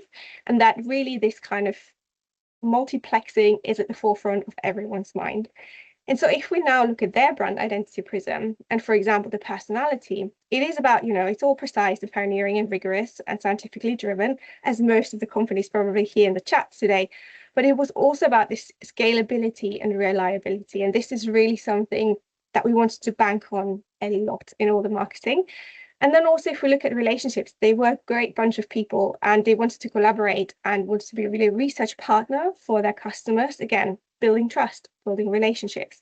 And so step by step, and really thinking about how we wanted to shape the brand, it really informed the kind of content that we then created for them. So just a few examples. So we created digital and print assets. So for example, templates of social media for flyers, website, banners, brochures, etc. And so the important thing was that we really thought about the brand over and over and over again in every messaging, in every content that we created, and really helped them guide the strategy as well. So how do we, create, for example, a flow on the website? How do we help people go from A to B? How do we help people kind of go onto a call with them, etc.? And so we didn't just, think about the brand strategy, but also about how we can execute that for them, and we help them to achieve this. And then basically the impact that we achieved was obviously a very consistent and scalable brand, which is great, but also a 1.8 value return. So they almost doubled their investment with us, which is great. So that was branding. So if you have any questions, please feel free to, again, just write them into the chat. You can probably unmute yourself later. We will have time. But what we always say to our customers at this point is, so how would you describe your brand, right? If you step away and really, take one step back and say, how would you describe your brand? Really, very kind of honestly, and not in practice, but also in theory. Would you be able to describe it, or would you kind of not really know how to describe your brand, right? If you're not able to describe it, that tells you probably need to work a little bit more on your brand. Another thing that we often say is, if you would remove your logo, for example, from, let's say, a white paper, would people still recognize that it is from your company? If not, again, you probably need to work on the brand and something that is recognizable through everything. And then lastly, we also always say, who or what do you want to consider in your brand? So very early on, think about, is it clinicians? Is it manufacturers, distributors, research partners, universities? Is it patients? Who do you need to bring into that brand conversation, right? Because again, you don't just have one customer, but many different shareholders in this, and this can really shape how your brand is considered. And again, just looking at the chat, no questions at the moment, that's fine. I shall continue. So the last thing is stakeholder communication. And this is what kind of Janine brought up with tailoring messages to different audiences. We see this a lot, that people think, one social media post is their communication strategy, but unfortunately, you need a bit more to it, right? You need to really think, what is your long-term objective? What do you really want to do with your communication? For example, is there a product launch? Are you trying to go to a trade show where you want to attract people to talk to you?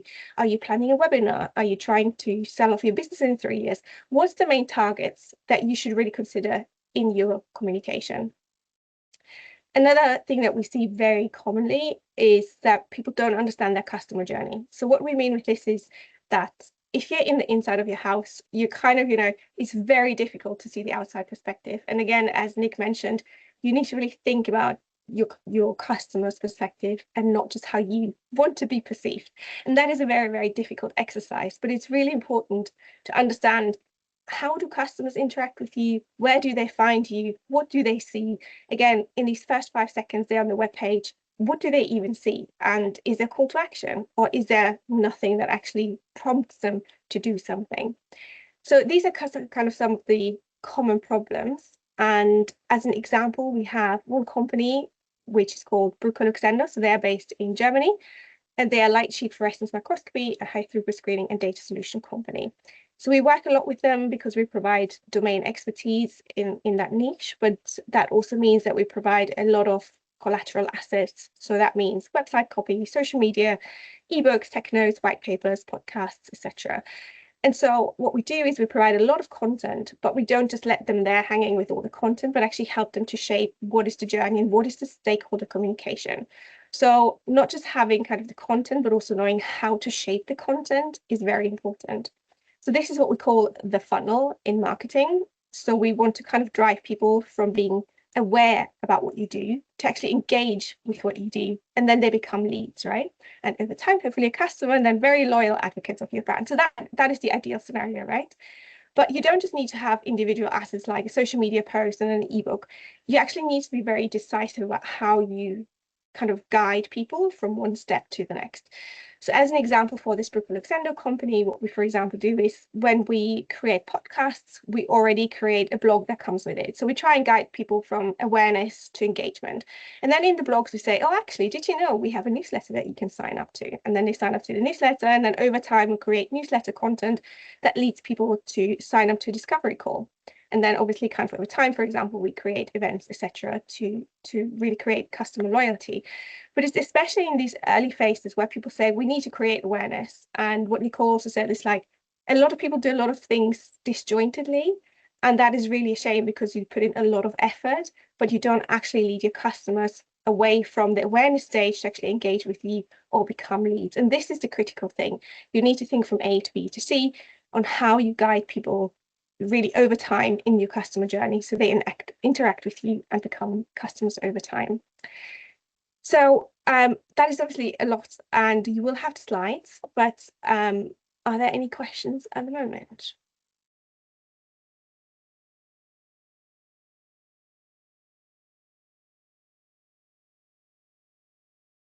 That's fine. We'll come to the Q&A in a second where you can unmute yourself. But so from our point of view, what we often see, the kind of most common questions here are then kind of what budget do we even have and what the timeline is? And that is really kind of a difficult question. I think especially timeline is something that people underestimate. So people think in a 3-month project, you can create a beautiful funnel with all the content and kind of, go from people not knowing from a company to actually becoming customers. That rarely works. You need time and you need to nurture your clients and really over time think, what is the customer journey? So especially timeline and budget are the 2 main considerations, but also what tools and techniques you use. And that is quite nice. In the previous talk, we heard about the systems, and that is very much aligned with the tools and techniques, right? Does your team, or is your team aligned with the tools and techniques that you use? Or, for example, could you improve, the tools that you use to actually communicate with your stakeholders? There's many other questions as well, such as, for example, audience segmentation and tailored messaging. But I think for the interest of time, I'm not going to go into these, but actually hand back over to Nicole. If my slide bounces, there we go. Sorry, I had to unmute myself there. So yeah, if you'd like to know more, we've created a high-level PDF and it explains everything we've been speaking about, but it actually takes you through the marketing funnel as well. So it's more tactically useful for you because we've given you a lot of the high-level why instead of the how. So if you'd like a little bit more information on that, please do get in touch and we'll send that over to you. Hopefully you find that useful. And if you have any questions for us now or any concerns that you have or anything you'd just like to pick our brain on with regards to your marketing, if we know the answers, we'll happily share them with you. And again, if we don't, we'll find out and then let you know. Lovely, thank you so much. We have a question in the chat, which is, are you using AI tools to help create content which you can tailor to your brand's requirements and audiences?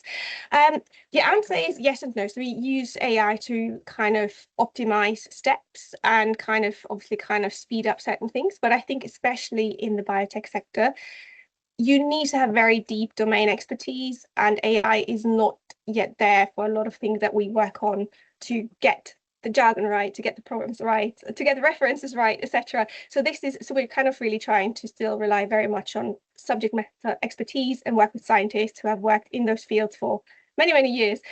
So answer is yes, AI to optimize, but for the expertise, we still rely very heavily on actually scientists.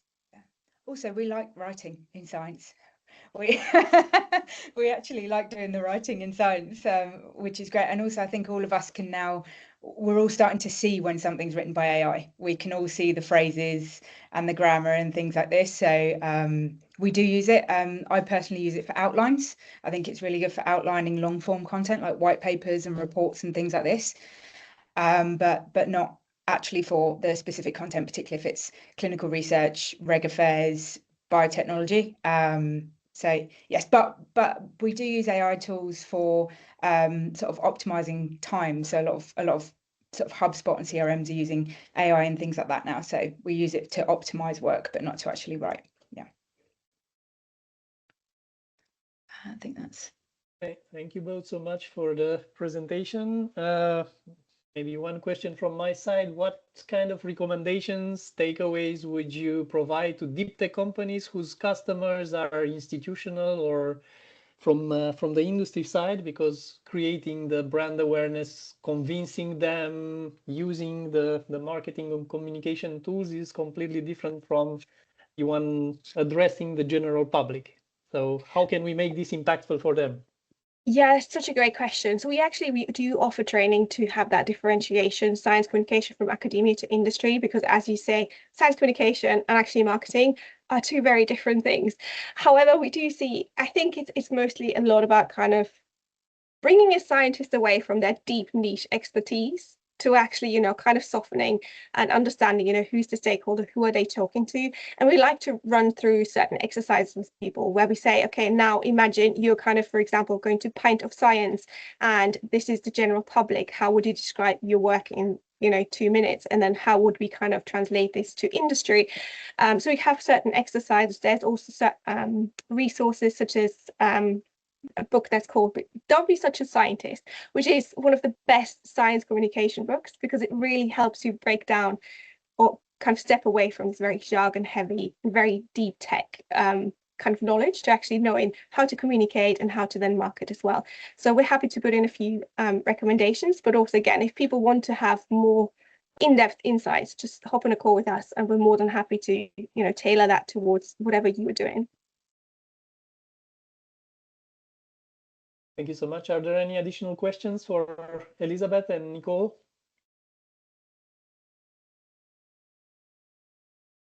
So as mentioned by Bernard or highlighted through your answers to his questions, a lot of small company owners are trying to act like a couteau suisse, doing everything.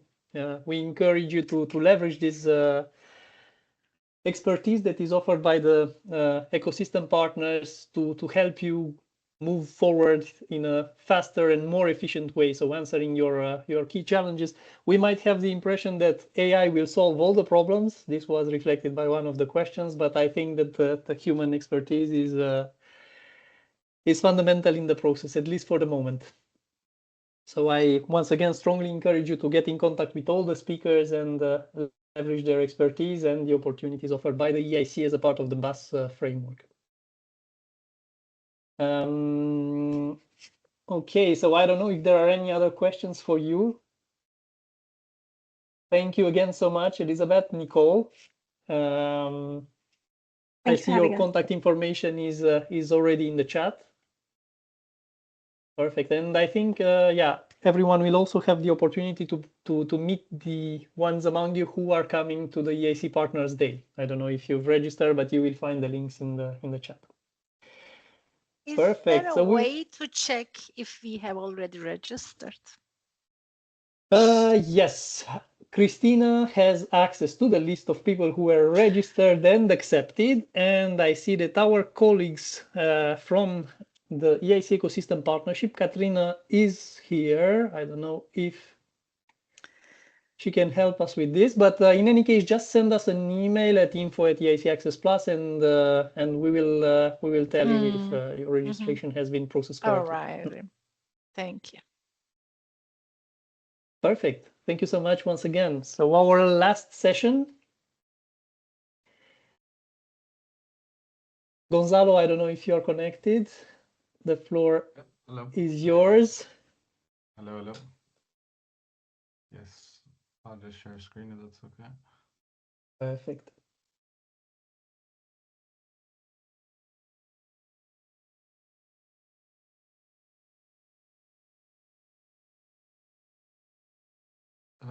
Could you let me know if you can see? I can't see you, unfortunately, but yes. Perfect. Great. Then thank you for having me here. And hopefully you still have some energy left in you. They were quite nice sessions. This is the final stretch, and I will admit it is a little bit technical. However, I hope that you can take away some key takeaways and learn something in the process. I think this is a challenge that most of you have already dealt with before as founders, or when creating a pitch deck material, or even trying to attempt to decide which market to start with. Today's session will be on market intelligence validation, more specifically about applying the right logic to your market sizing and testing the key assumptions that need to be tested in order to make sure that your tech can actually translate into the market pathways and results that you're looking for. A little bit about myself. I'm head of market intelligence and validation at DevelopMinded. I started originally in the public sector, so I work with organizations such as USAID, DAI, WP Innovation Lab, ILO as well. I eventually moved into the private sector where I worked in the EV space in the Dutch market for a bit.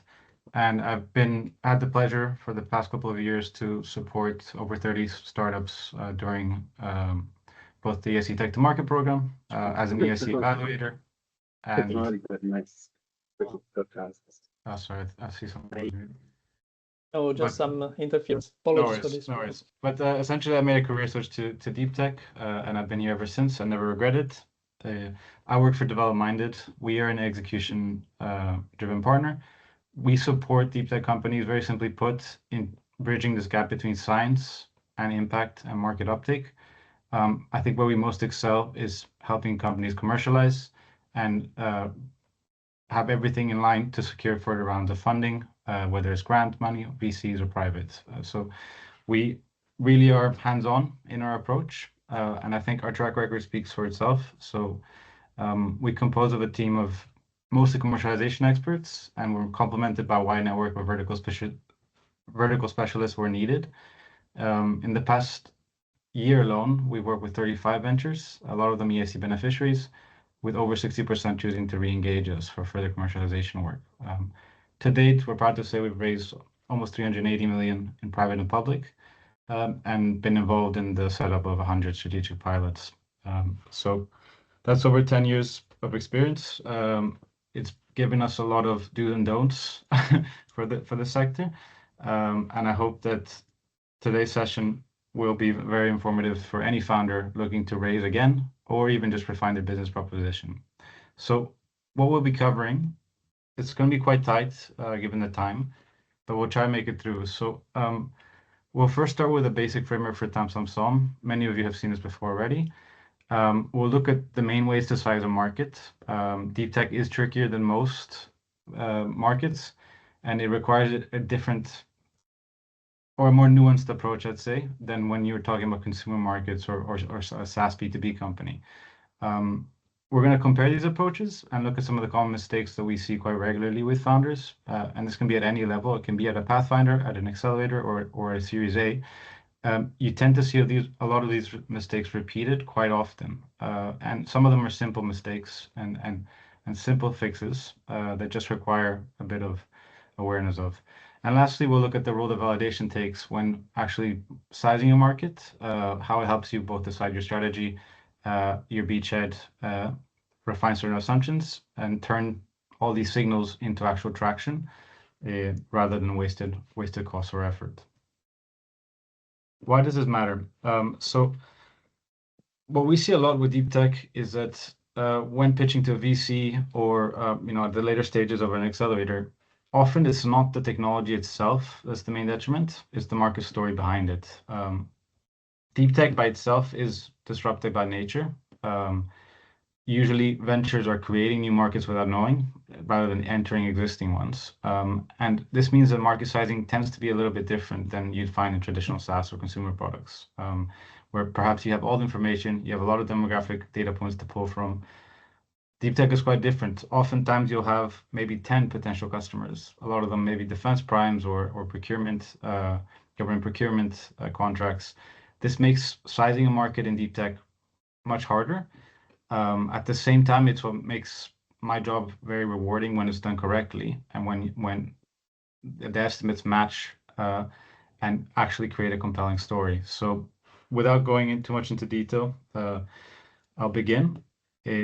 This is something that you've probably seen before. Most of you here have most likely had to put together a pitch deck or a presentation for an investor. I won't go too much into detail because definitions vary, honestly, but as a general rule of thumb, when we talk about TAM, this usually involves the entire problem space which you're trying to solve and includes every buyer that could potentially be sold to.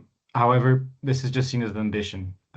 When we go one layer down and we see the SUM, which is a serviceable addressable market, this is more the slice that you can actually reach with your current product, your geography, and all the channels that you have available, and the barriers that may exist in terms of regulatory or compliance. Your SUM is one layer deeper than SUM, and usually the most interesting to investors. Oh, sorry, forgive me. This basically estimates what you can capture in 3 to 5 years. This range can also vary, so it depends on the sales cycles which you're looking at, but usually 3 to 5 years is a good timeline. And it quantifies what you can realistically capture of this pie, given your capacity, given the competition ongoing, and all these other factors. So as a basic rule of thumb, when we look at TAM and SAM, these help to frame the opportunity in the market. SOM is what needs to be defended in front of investors, and is more linked to your revenue potential as a venture. So just in general. What we'll be doing today is looking at 3 of the most common approaches. There are others. There's also very innovative approaches to size a market that would fall outside of this. But the ones we mostly see are top-down, the value-based, and a bottom-up approach to sizing your market. Very briefly, top-down is usually the simplest and done at earlier TRLs. Reason being is because it gives the least information. And usually it's an indicator for macro trends or sentiment in a specific sector. However, it's not very refined. And when moving into conversations with perhaps later grants or bigger grants, or particularly private investors, VCs or CVCs, value-based and bottom-up are usually the way to go. When we look at value-based savings, what we're trying to quantify here is less the size of the industry, but the size of the opportunity that we're trying to solve. So what is the pain or the savings that currently exist? And what we're trying to do here is attach a market size to the impact and savings produced by your product. It also helps you with other things. So whilst this could be something done for an investor pitch deck, doing a value-based market sizing might actually help you find your pricing threshold. And I'll explain a little bit more on that a bit later. But it could also be a useful tool for you to determine actually whether your pricing is in line with the savings that you're creating. And the last and most appreciated market sizing strategy is out of the bottom up. This is really sizing your market at a foundational level and measures what revenue we're capturing here realistically. It's very, very useful for both if you have a very clear cost economic structure for your business and at scale. It's very easy to implement and also can inform your strategy and your execution logic as you feed things into the model. As a general rule of thumb here, I'd say that the best founders or the best presentations, pitches that I see are the ones that match the market sizing model to their revenue model and their TRL. So we can go into detail on that later, but generally as a lower TRL, a top-down is easier and very fast to put together. As you come into the later TRL levels as a venture, you always want to offer a value-based or bottom-up in order to paint your picture honestly. What we'll be doing now is I'll very briefly give you an example of one venture. So in this case, it's an AI platform for hospital operations. And we'll look at how each of these different market sizing approaches varies with the same type of venture and what is the final output that we get and why the last two that I talked about are more compelling. So if we start with top-down market sizing and we consider that in our example, we have a AI platform supporting hospital operations. So we're not going to be very specific here. Everything's been kept anonymous, but this is probably a slide that you've seen in the pitch very recently. What it is essentially when we get to the market opportunity, we see a massive graph. Usually these are industry reports. And what this venture has done is that they've taken their TAM to be equivalent to the entire healthcare market. So that's 12 trillion euros. They've taken their SAM to be equivalent, so their serviceable addressable market to be that of the hospital software market. And lastly, they've taken their SOM, so their serviceable obtainable market, to be that of the slice of that pie that consists of AI in healthcare. The reason this is really big no-no, especially when looking at serious investors, is you're not addressing your customer profile or who the main your first customer list will be. There seems to be no pricing logic or contract size involved in this calculation. We also don't have any information on the adoption assumptions, the buying cycle behind this. So like, are these deals for these platforms done every 5 years, every 10 years? Are most, the customers on that list locked in to a contract currently? So this is actually not a realistic sum. We see no GTM strategy or link. So is this direct sales channel integrator? And most likely, most of these figures came from either best case scenario, a McKinsey or a Big Four consulting report, worst case scenario, some generic AI generated market sizing report from the web. And you'd be surprised how often we see strong applications with a very, very, very weak market sizing slide. Okay. Now, taking that top down and moving into a value-based proposition, what the value-based does for our example, for the AI platform and hospital operations is trying to quantify the cost of this inefficiency, both for investors and for market uptake users, so any customers basically. If we consider that in our case, hospitals have inefficiencies of 15 to 60 million. Again, these are just random figures. And this is due to losses and inefficiency due to delayed discharge, staffing inefficiencies, bottlenecks for scheduling, unused capacity. What the value-based sizing model does is it takes your example customer, so in this case, let's say a network of hospitals. It takes the impact that your platform might have on it, so whatever savings might come from utilizing the platform, it quantifies it, and then it generates a sum based on the amount that you can retain from that cost savings. So in this case, we assume that you can capture 5% price tag on the savings through your platform. This, of course, varies and is something that we'll discuss later, but it's something that needs to be validated both through interviews or through any conversations. And it comes down to a much more realistic serviceable obtainable market than that 46 billion figure that we're looking at, which at the end of the day means nothing. This is much more grounded and presenting the problem itself as the size of the inefficiency, and is much more compelling both to VCs, but also to impact investors. The last approach we'll be applying here, and probably the most commonly used, I'd say in deep tech, is that of the bottom-up market sizing.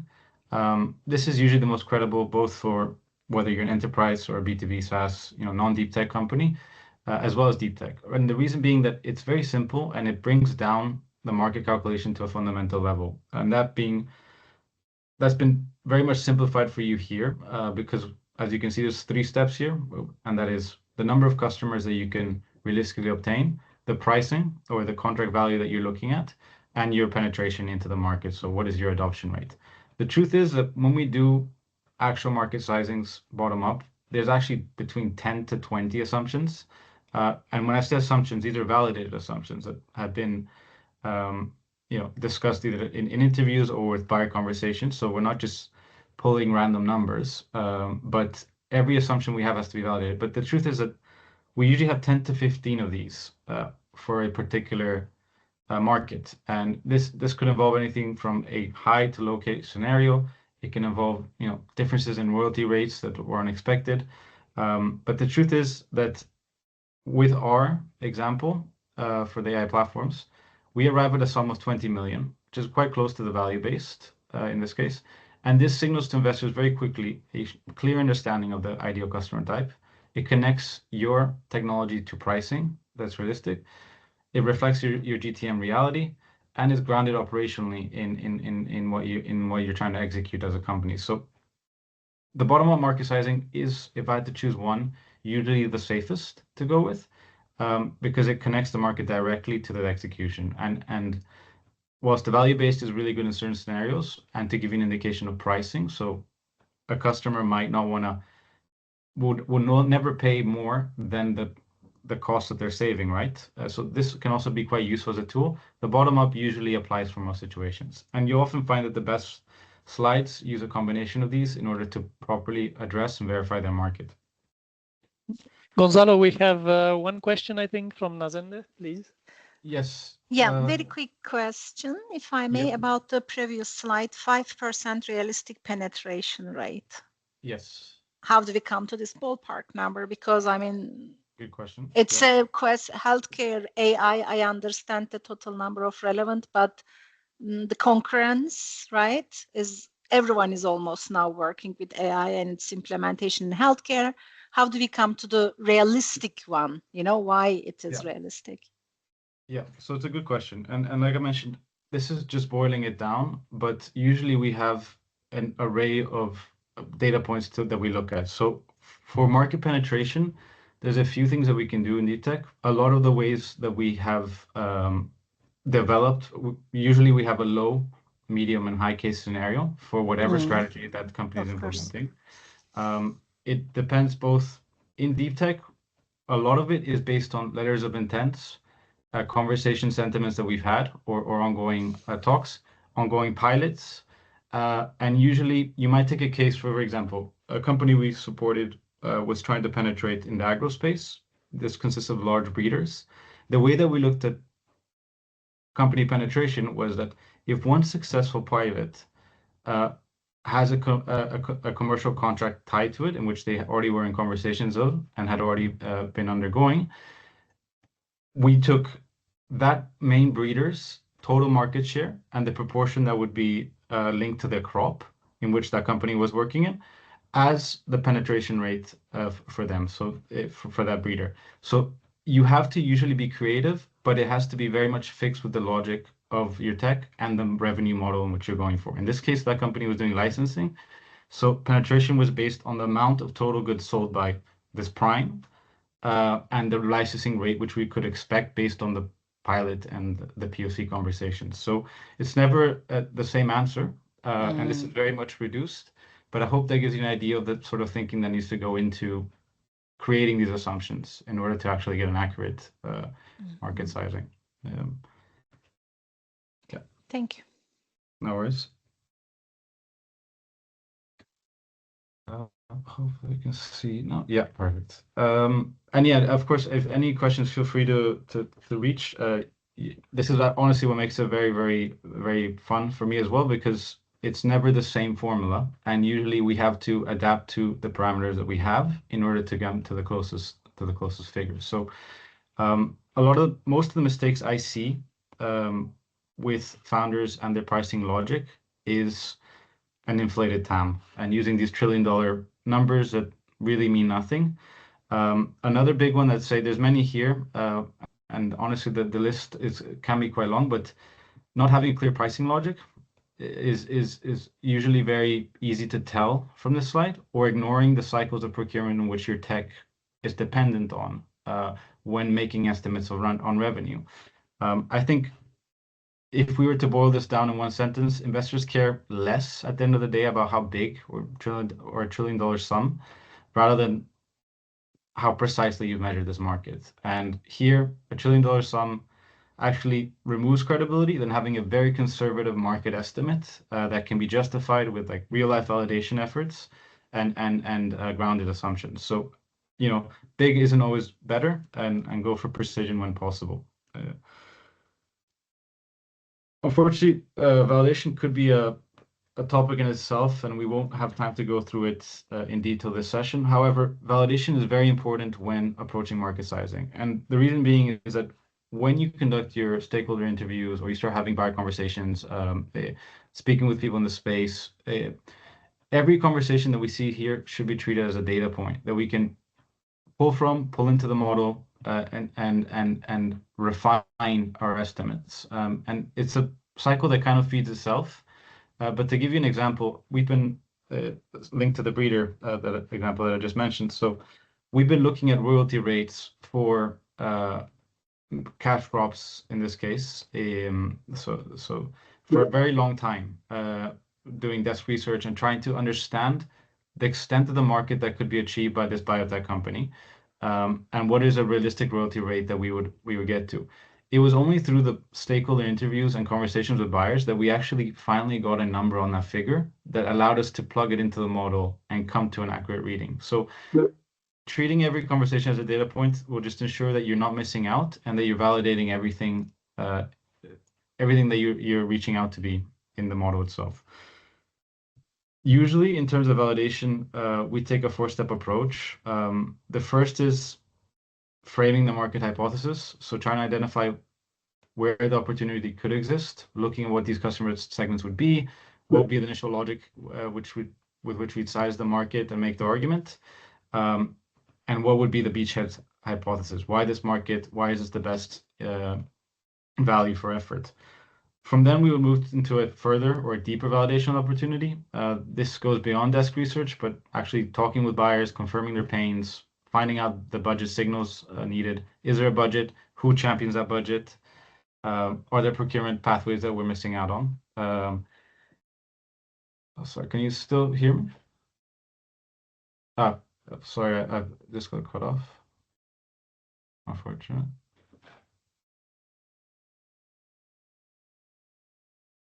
Sorry about that. Yeah. So basically, stage 2 of validation usually is talking directly with buyers. This helps you take all these inputs and refining your bottom-up sum. The last is uptake validation. So one thing is actually having a pilot, but a pay pilot where pilot is going to convert and it's been drafted and set up and scoped well so that KPIs are easily achievable and you can easily extrapolate these value savings that you will later be utilizing. It's very important to do this from the start and test this commercial pull so that you can actually move from interest to commitment. And what we always want to avoid is having a pilot that's just, you know, standalone R&D effort rather than something that will turn into commercial traction going forward. And often starting this validation early is a way to do it, but at the same time, phrasing your pilot commitments in that way will guarantee that you don't end up with the standalone R&D effort. And the last step is that of market acquisition and expansion. This is just turning your validation evidence into something that's repeatable, and it's a repeatable growth model, knowing already the sales cycles that you're in, how to scale, what your projections are for during certain conditions, and what model is best suited. So these are kind of the 4 stages. Each one of these stages is its own presentation on its own, and actually much harder to unpack in 30 minutes. However, the key input is that you take all these validation outputs that you already experience and you probably do in your day-to-day already, and integrate them into whatever market sizing model that you're trying to build. So when we talk about buyer interviews, you look at the pain, the urgency, what is the budget, and what are the procurement pathway or costs associated with this model. When you're doing a POC, you can very clearly see the technical fit. Are there issues with integrating your tech into their existing hardware, if that's the case? And what is the time to value for the customer? This lets you refine your pricing assumptions, your deployment costs, and the expected ROI that you can promise customers. Going back to the previous example, which I mentioned, this biotech company had successful pilots. However, during the pilots, they failed to actually create metrics and KPIs that measured the cost saving and cost reduction that it was producing for the customer. This causes difficulties when trying to then negotiate a commercial contract going forward or try to prove the value of your tech. So things to keep in mind early. Another very good source of this is just general commercial discussion. So what's the willingness to pay? What would a contract look like in terms of length, in terms of disbursements?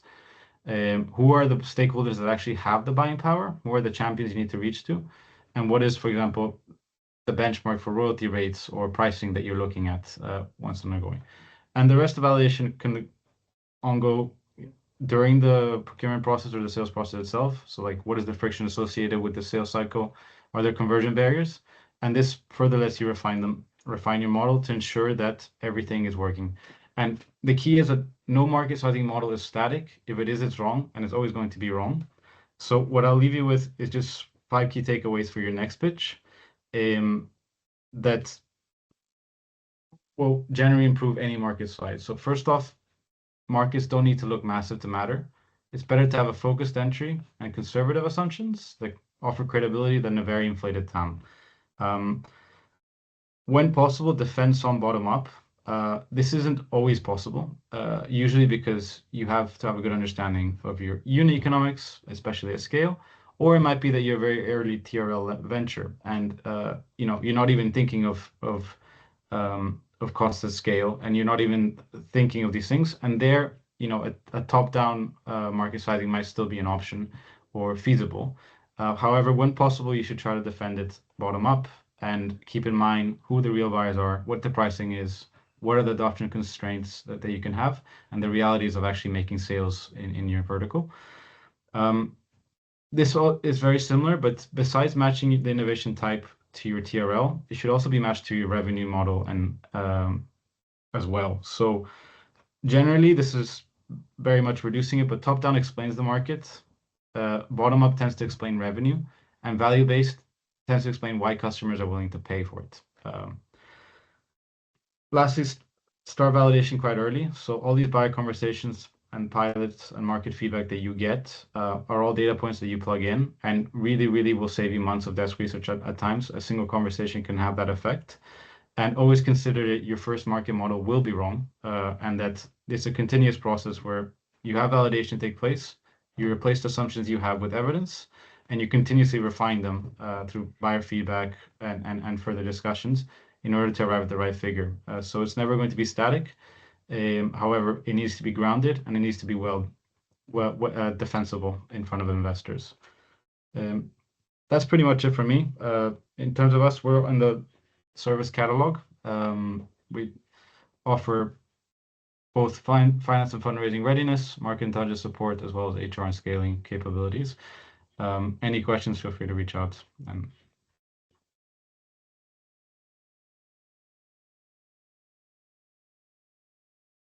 Thank you so much, Gonzalo. Are there any questions for Gonzalo?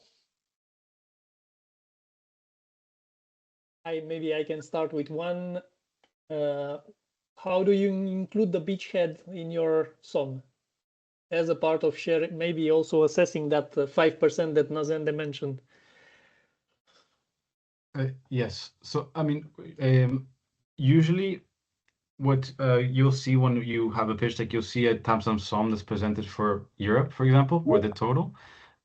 What we recommend doing is actually doing that exact same Tamsum SOM for a specific geography. And this means actually fencing off your data points and having, for example, less relevant to DTEC, but your demographics for this point, the number of primes existing and doing deals, perhaps the revenue or churn that we see in this specific geography, and applying that kind of focused approach to the geography, which you're considering as a beachhead market, would be the way we would go for it.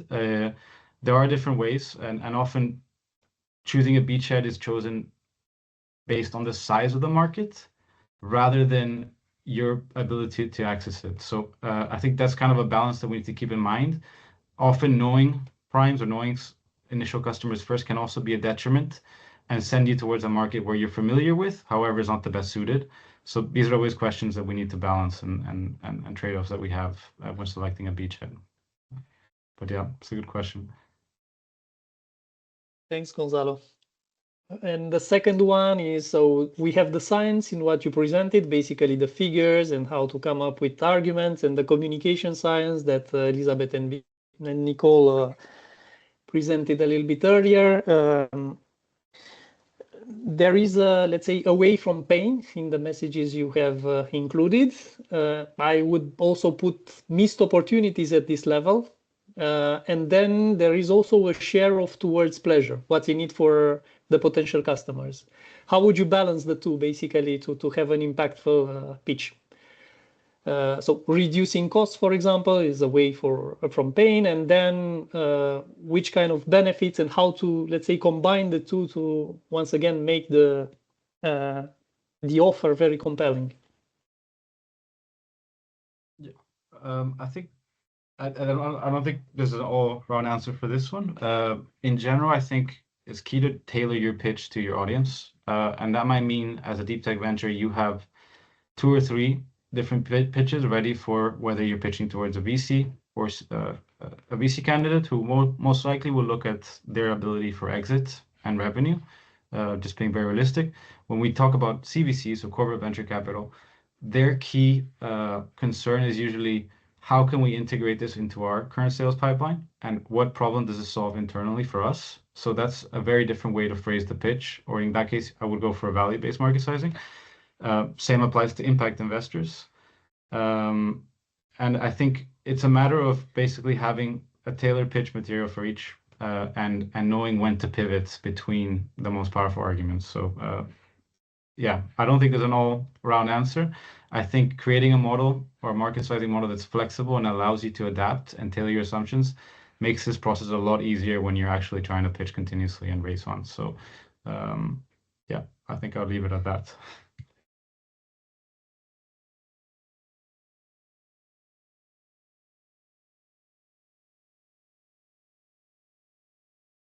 Is there any more questions?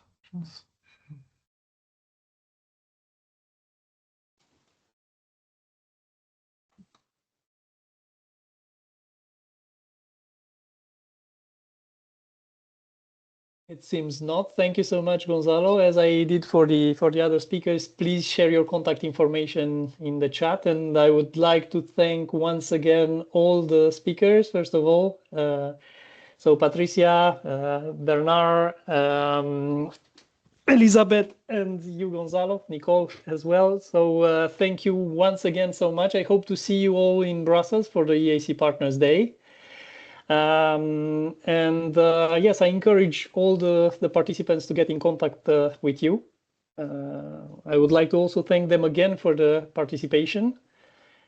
And yes, if there are any other questions, remarks, please feel free to share. We are always available. You can reach us at info@eicaccessplus.eu and perfect. Thank you all so much once again. We'll remain in touch, and I hope I'll see you soon. Thank you. Bye. Have a great day. Thank you. Bye-bye. Bye.